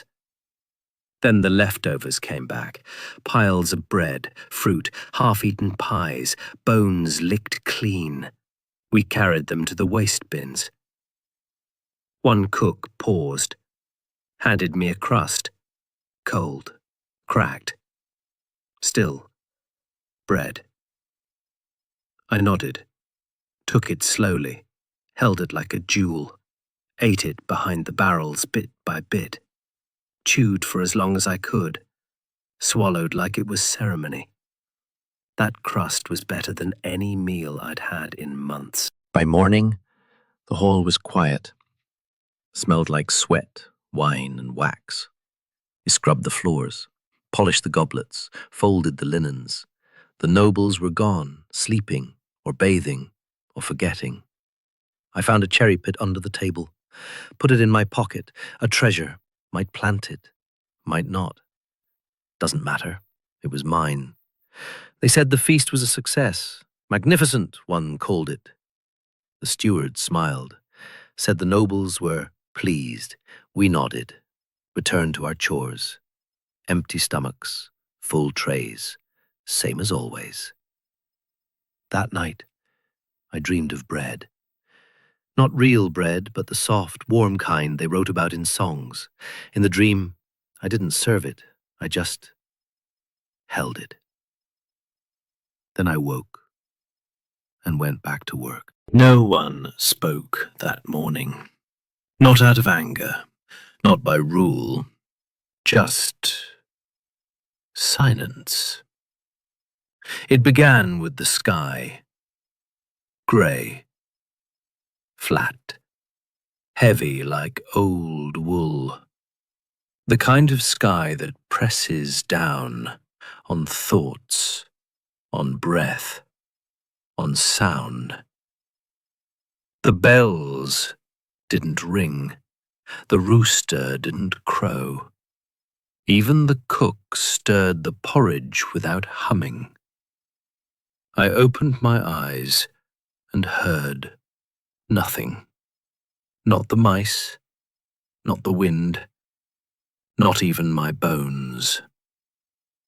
Silence wrapped itself around the castle like a second cloak. We moved slower, not by choice. It felt like the air had thickened, like walking through soup or sorrow. My first task was hauling water. The bucket creaked, but I didn't. No complaints, no muttering, just steps on stone and breath held a little too long. The courtyard was still. Usually, someone's shouting or a goat's escaping, but today, everything waited. I passed the gardener. He nodded, didn't smile, didn't speak, just pressed seeds into the earth like secrets. The pigs didn't squeal. Even the dog, Marius, watched without barking. He blinked slowly, turned his head, and went back to doing nothing. A wise choice. At breakfast, we sat in a line. 5 servants, 1 long bench. No one chewed loudly. No one asked for more. There wasn't more. Just oats. Thin. Barely warm. But enough. The steward came through once, looked at us, opened his mouth, then closed it again, left without speaking. We kept moving. Work doesn't care if your tongue is tired. I scrubbed steps. 12 stone stairs coated in wax and dust. Usually I mutter, usually I curse. Today I just breathed. The brush made a soft sound, like rain. Someone dropped a spoon in the hallway. It rang like thunder. We all flinched, like something holy had been broken. By mid-morning, the silence was louder than noise. My ears ached from listening to nothing. I took laundry to the river. No birds, no wind, just the slow splash of cloth against water, over and over, like a heartbeat. A child walked past, holding a pail too big for her hands. She didn't ask for help. I didn't offer. But I walked behind her, just in case. We never looked at each other. Back at the castle, the chimneys smoked, but no one laughed near the fire. Not even the drunk stable hand. He just sat there, cup in hand, eyes somewhere else. Then he gave up, went back behind the grey. We didn't blame it. Dinner was soup, mostly broth, with 1 slice of carrot. The girl next to me found a pea. She didn't smile, but she moved the bowl a little closer to me. I nodded. She nodded. That was enough. Before sleep, I sat by the tower stairs, watched the shadows crawl. The sky finally let go. A single bird chirped once, then flew away. That sound felt like a gift. I didn't need another. The stars came out, softly, timid, unsure if they were welcome. They were. I lay on my mat, listened to the others breathing in, out, in, out. No one spoke, still. But the silence no longer felt empty. It felt earned, like something we'd shared without needing to explain. I closed my eyes and slept without dreams. It began with the moon, or rather, without it, because one night it didn't rise. No glow, no silver, no shape above the trees, just dark, thick and full, like someone had turned off the sky. We noticed at dinner. Someone said, "It's later than it looks." Someone else said, "No, something's wrong." Then we stepped outside and found the stars, but no moon. At first we waited. Maybe it was late. Maybe a cloud was hiding it. Maybe it was shy. We laughed, nervous, then stopped, because the air didn't feel right. It was still, not quiet, but held, like the world was holding its breath. The animals noticed first. The goats wouldn't settle. The pigs pressed against the walls. The dog growled, not loud, just deep, like something was approaching that hadn't arrived yet. The noble said, "It's natural, happens every few years." But his voice cracked on natural, and his wine cup shook when he lifted it again. Some said it was an omen of war, of death, of plague. Others said it was simply night being honest for once. No lies, no illusions, just pure dark. Torches were lit, lanterns placed in every hall, but the fire felt weaker somehow, less eager to shine. It flickered, hesitated, as if afraid to look too far. In the kitchens, the flames sputtered. Bread didn't rise. Soup refused to boil. We stared at the pot for hours. It stared back. Some servants prayed, not loudly, not with hope, just soft murmurs to gods they hadn't spoken to in years. Some crossed themselves, some didn't. Everyone waited. I was sent to the tower to check the horizon, as if I could find the moon and bring it home. The climb felt longer, the steps steeper, my torch shorter with each breath. At the top, the wind was gone. Usually it howls, usually it sings, but that night, nothing. I looked out, saw trees, fields, clouds, but no light. Not even distant stars beyond the walls, only black, like the sky had turned its back. I stayed for a while, listening to what I don't know, hoping for sound or a breeze or maybe a voice, saying it was all just a trick. None came. Below I heard a door slam, then silence again. Even the castle knew something had changed.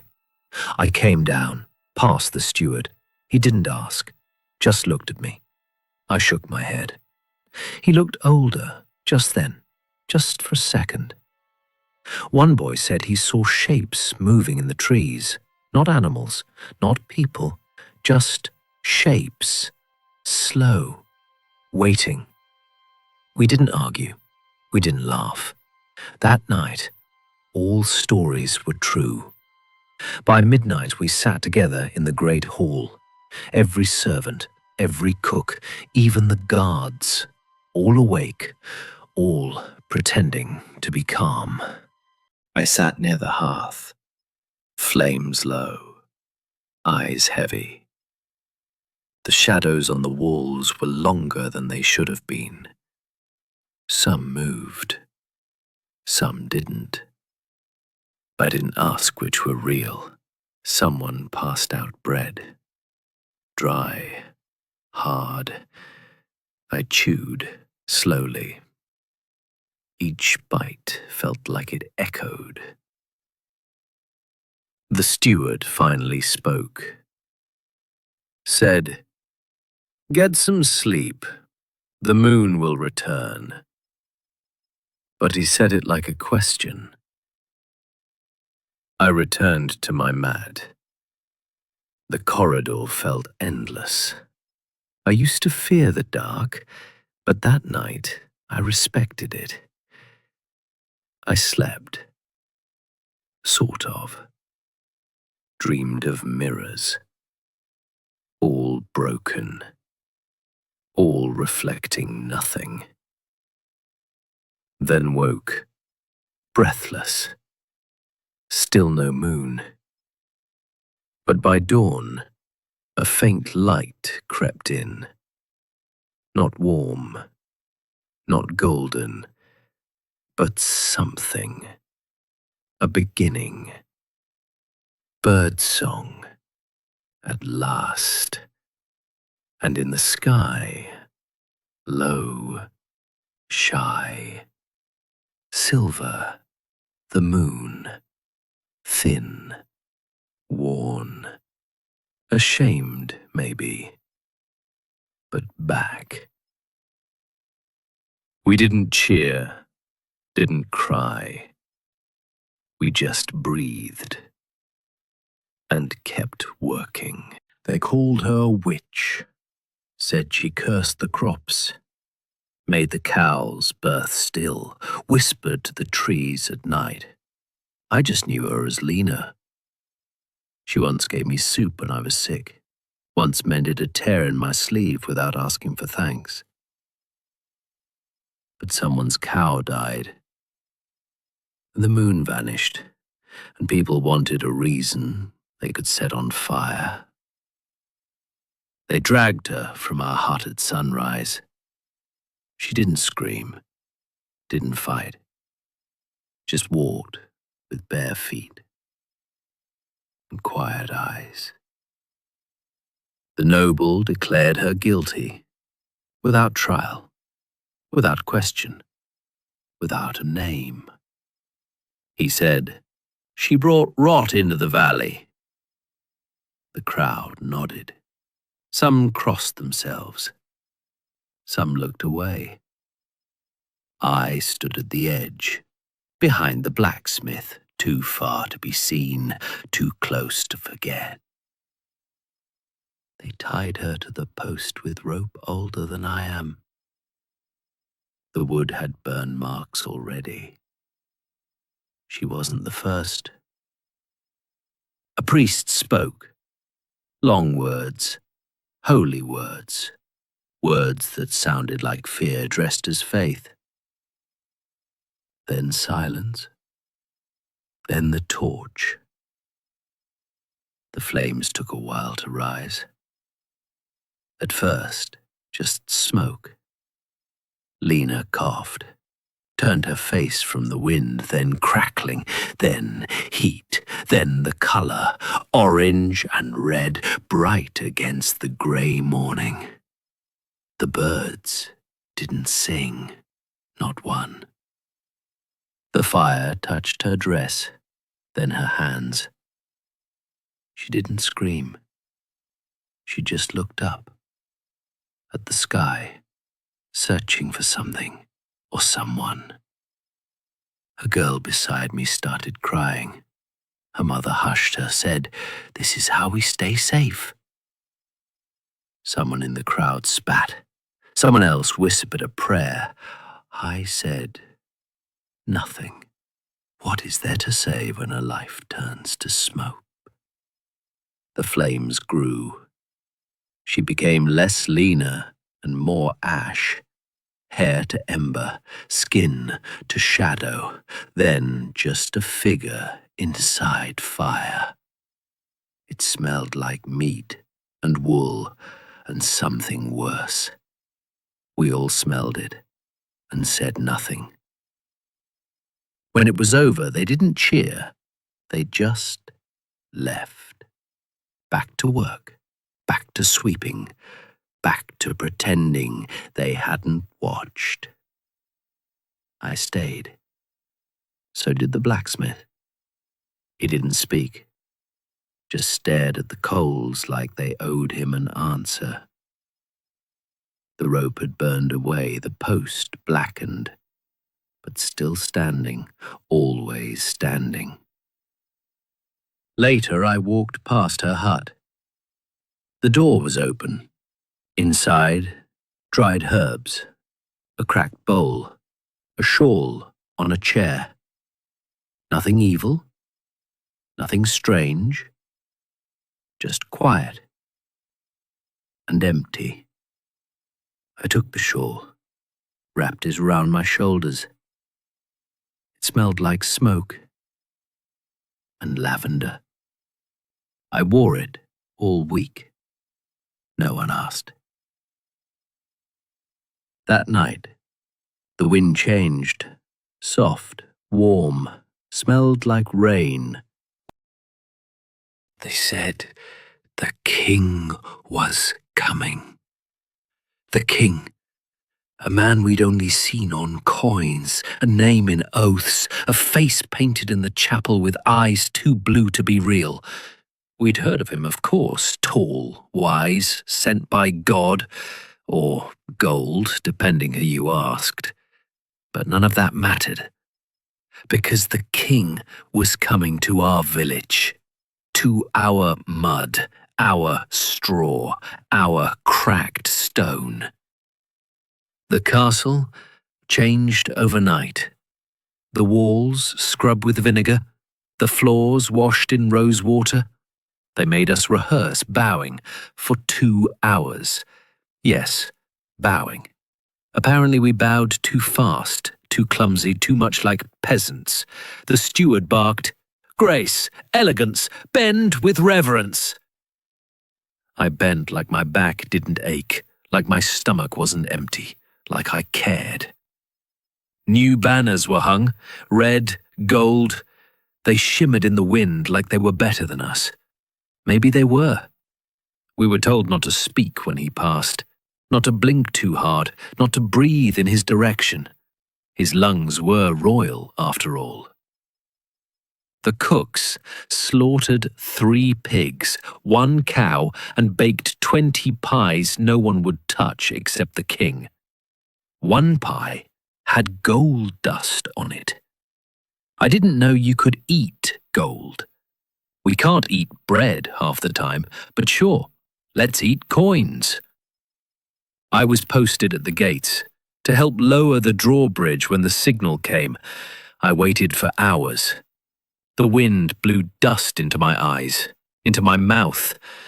I swallowed the taste of someone else's shoes. Then the trumpet sounded, not like our trumpet. This one sang, clear, bold, the kind of sound that makes you stand straighter even when you're tired. Horses first, big ones, shiny, hooves like thunder. Then soldiers, shields polished to mirrors, spears that caught the sun like fire. Then the carriage, velvet, gold, curtains drawn. We didn't see his face, not then. Just the blur of shadow behind silk. But we bowed, of course we did. Bent knees, lowered heads. He could have been a statue in there, and we still would have bowed. Then the wheels passed. The dust settled. And the king was gone. He didn't stop, didn't speak, didn't bless the sick or wave to the crowd. He just passed, like a cloud or a thought. Afterward, we were told he had smiled, that it had gone perfectly, that he was pleased. We clapped, because it was expected. That night, the steward praised us, said we had served the realm, said the king would remember. He wouldn't. But we nodded and went back to the chores. The pigs were gone, the pies were half-eaten. No one offered us leftovers. I drank warm water and pretended it was wine. The next day, the banners were taken down. The castle looked small again. Grey, plain, ours. The magic, if there any, had passed. I went to the stables, brushed. I said, sort of. Because that's the truth. I saw the idea of him. The shadow, the echo, the space a king leaves behind. But I didn't see a man, not really. Just motion, and robes, and silence. I wonder if he knew where he was, if he could smell the smoke, if he noticed the holes in our roofs. Probably not. Kings don't look down. Not really. Still, for 1 hour we were the center of something. Even if that center was only a blur behind velvet. And now, when people ask if I've ever seen the king, I say yes, because I did. Sort of. And maybe that's enough. It was the kind of day no one remembers, not because it was bad, but because it was quiet. No bells rang, no pigs escaped, no nobles shouted, no fires needed putting out, just a day. The sky was soft, clouds like wool, no wind, no rain, no sun, just mild. I woke up and nothing hurt more than usual, which is to say, it was a good morning. The mat wasn't warm, but it wasn't cold either. The room smelled like straw, old straw, comfortable. I dressed slowly, not because I was tired, just because there was no reason to hurry. Outside, the grass was damp, but not too damp, just enough to cool the soles of my feet. I stepped carefully, didn't want to disturb the silence. The cook nodded at me, handed me a bowl. Oats, a little honey today. I don't know why I didn't ask, just ate, slowly, gratefully. There was laundry, of course, there's always laundry. But the shirts didn't fight me. The socks weren't missing. Even the soap felt smooth. I passed the stable. Marius blinked at me, then yawned. A goat chewed hay. A chicken clucked once, then decided against it. At midday, I sat by the wall, watched the trees sway like they were thinking. Nothing else happened. I didn't want anything else to happen. The guards walked their usual path. The steward muttered something about a missing ledger, then found it under his arm. He smiled, a rare sight. Someone played a flute, badly, but softly. It was enough. I helped move some sacks of flour. They didn't break. No one slipped. My back didn't ache more than normal. That's a miracle, really. Lunch was bread with butter. Butter. We didn't ask why, we just ate. The butter melted slightly. Perfect.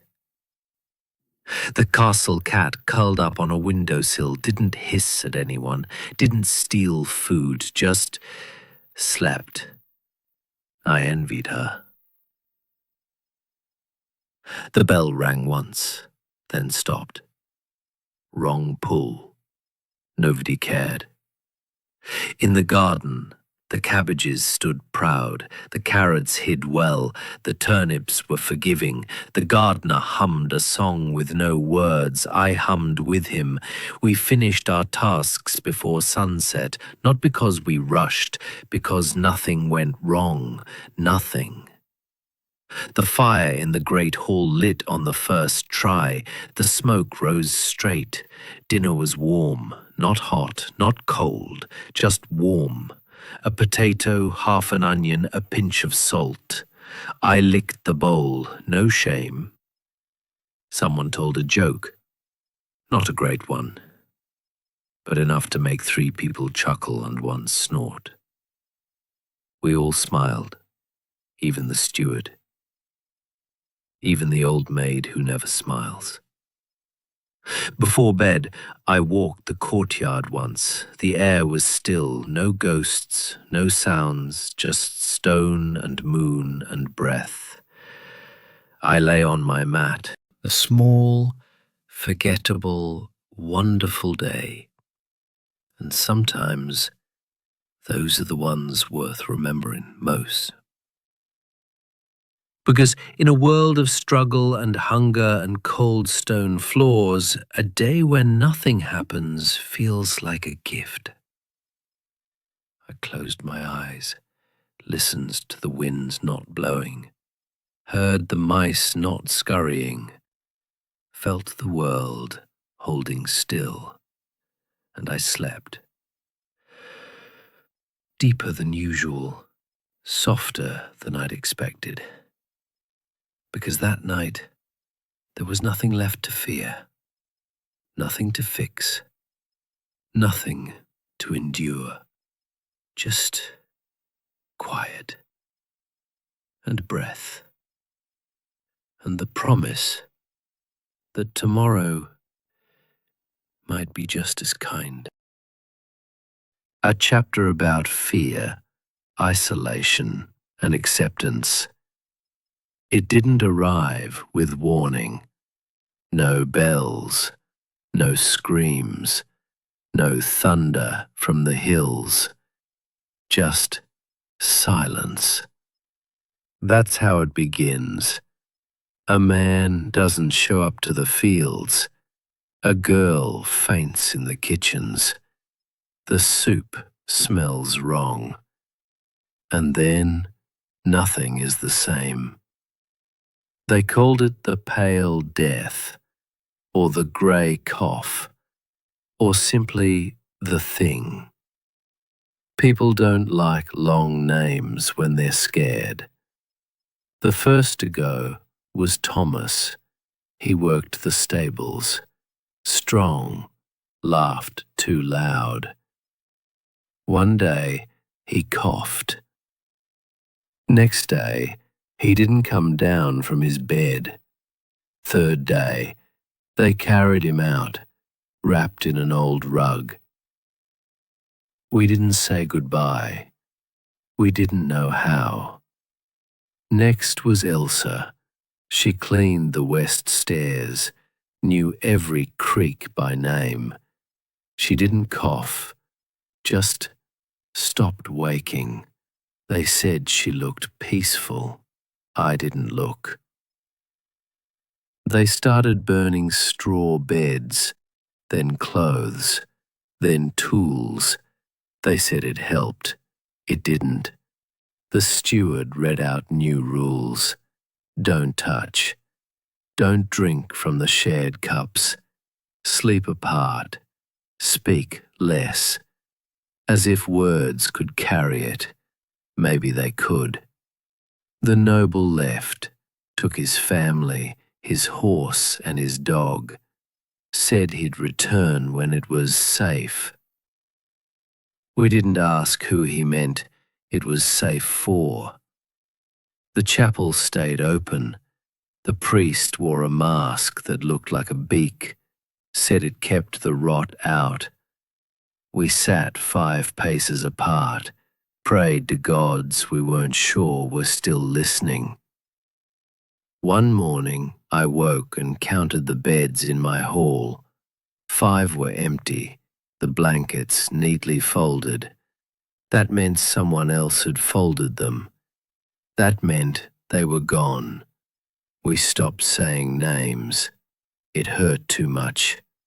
Just another and a nod. That was enough. The kitchen cooked less. There were fewer mouths.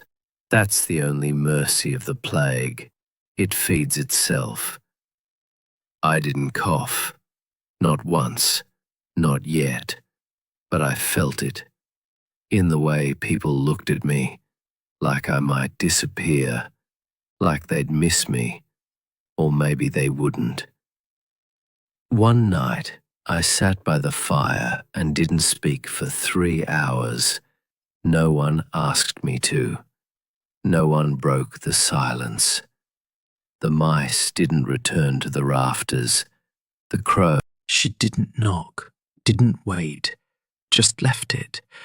I ate half, left the rest, felt guilty and grateful. I started writing names in the dirt, people I remembered, people I missed, names I'd never said out loud but thought about at night. The wind erased them by morning. That felt fair. Then, one day, it stopped. Not loudly, not all at once, just less coughing, more birdsong. Someone laughed. A child ran through the courtyard. The cook whistled again. It was over. Or maybe just asleep. We gathered. Few of us, fewer than before. We didn't say who was gone. We just nodded and started cleaning. Ash from the beds, dust from the shelves, the scent of smoke and lemon balm. We didn't rebuild anything.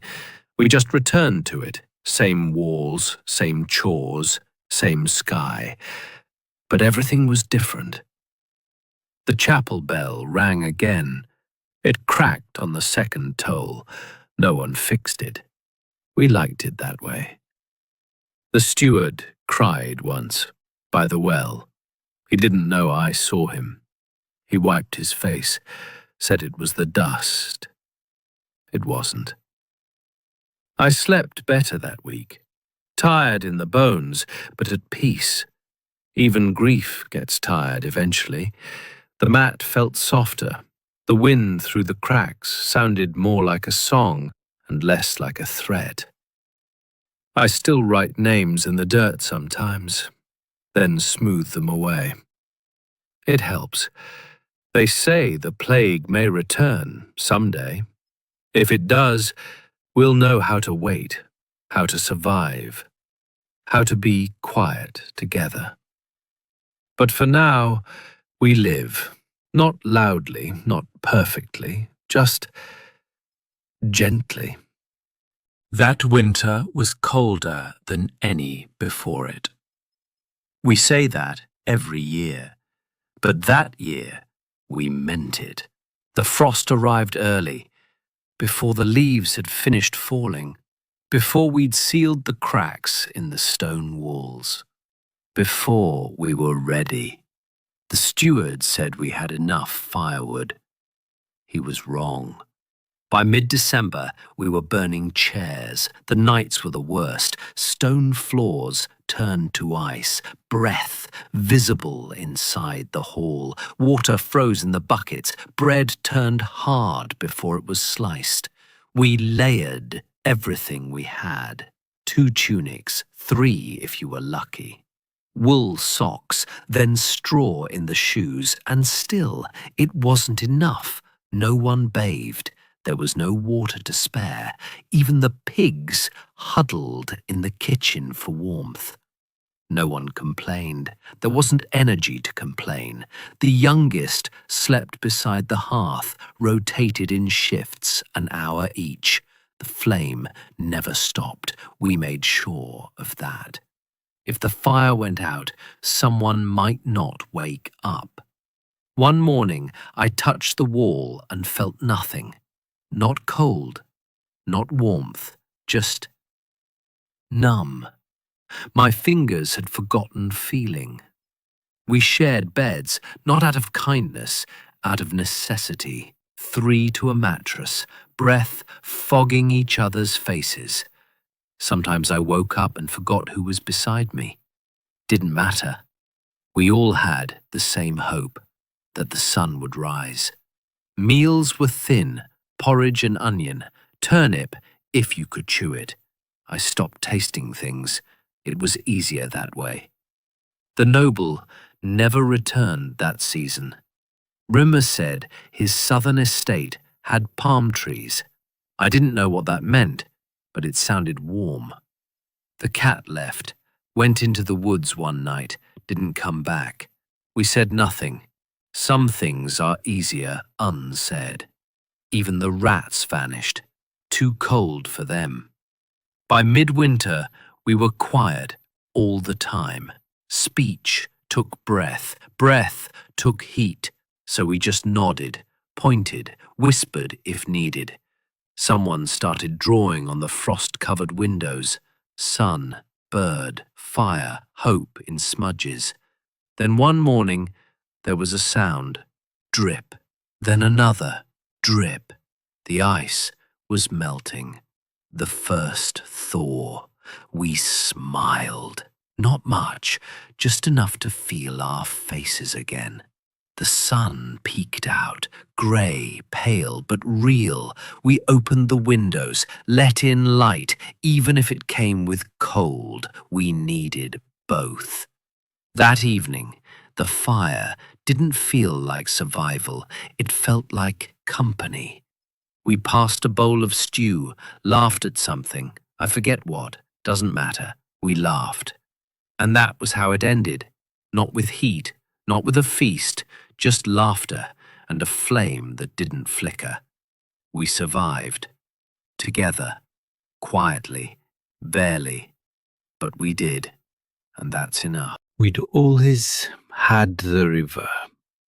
It wasn't grand, didn't roar, didn't flood, just ran, steady, cold, faithful. We drank from it, washed in it, watered our beasts. It was always there. Until it wasn't. The day it vanished was warm for spring. I went down with a bucket, bare feet on soft earth. I remember the birds, loud, happy. And then I saw it, the riverbed, dry, cracked. Pebbles sat in silence, fish gone, water gone, not low, not muddy, gone. I stared, waited, laughed a little, thought maybe it would come back, like it was hiding, playing, but rivers don't play. Soon others came, buckets in hand, same confusion. We looked upstream, downstream. Nothing, just silence and sand. The steward ordered an investigation, he always does.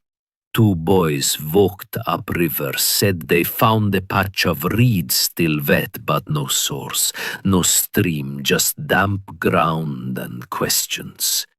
We tried digging, found stones, more stones, then dry roots, no water. By noon the animals were restless. The pigs whined, the oxen kicked, they could feel it too, something missing. The priest said it was punishment for sin, for pride, he always says that. He waved incense over the dry basin, the wind blew it away. The cook boiled yesterday's water, split it into jars, 1 per room, no refills. We caught rain in buckets, licked it from leaves. It wasn't enough. Someone said we should move. find another stream, they whispered, but this was our place, our castle, our hill, our stone.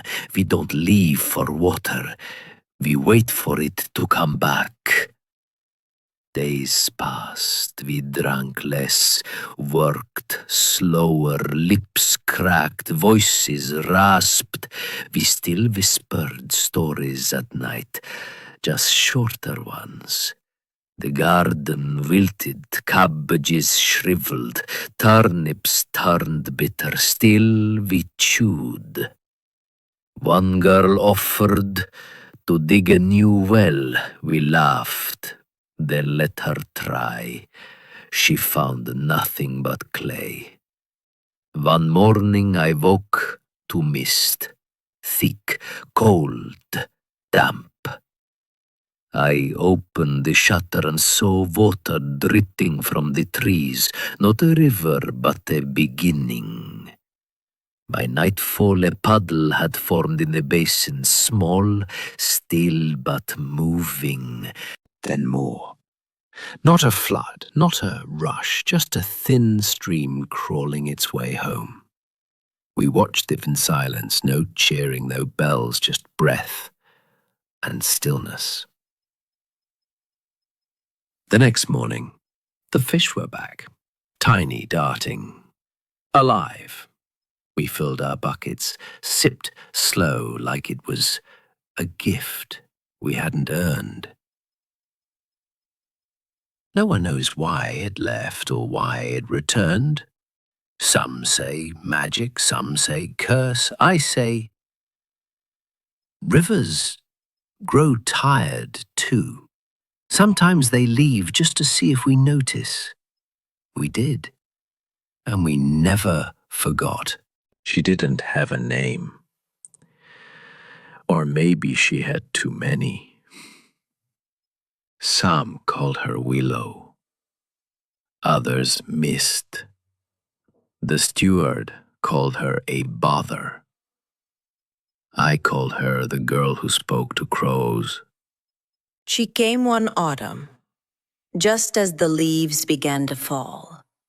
No shoes, no bundle, just a feather in her hair and silence in her eyes. The crows came too, one perched on her shoulder, one circled above, one limped behind her like a forgotten shadow. They followed her everywhere, and no one knew why. She never asked for anything, just walked the stone paths, tended to bruised herbs, whispered to trees, and listened more than she spoke. Children liked her. They said she told stories without words. They'd sit at her feet, draw shapes in dirt, and fall asleep faster when she was near. She once sat with a dying pig for 6 hours. Didn't move, didn't speak, just sat until it passed. The crows circled overhead once and then flew east. The priest didn't trust her, said she was unnatural. So she left a feather on the chapel door. He said nothing after that. One day, the steward tried to banish her, said she was bad luck. The next morning, his room was filled with feathers, black, silent, not a single one on the floor. He never spoke of her again. She never seemed angry, never laughed, but smiled once in a while. A strange, knowing kind of smile that made your stomach feel hollow and full at the same time.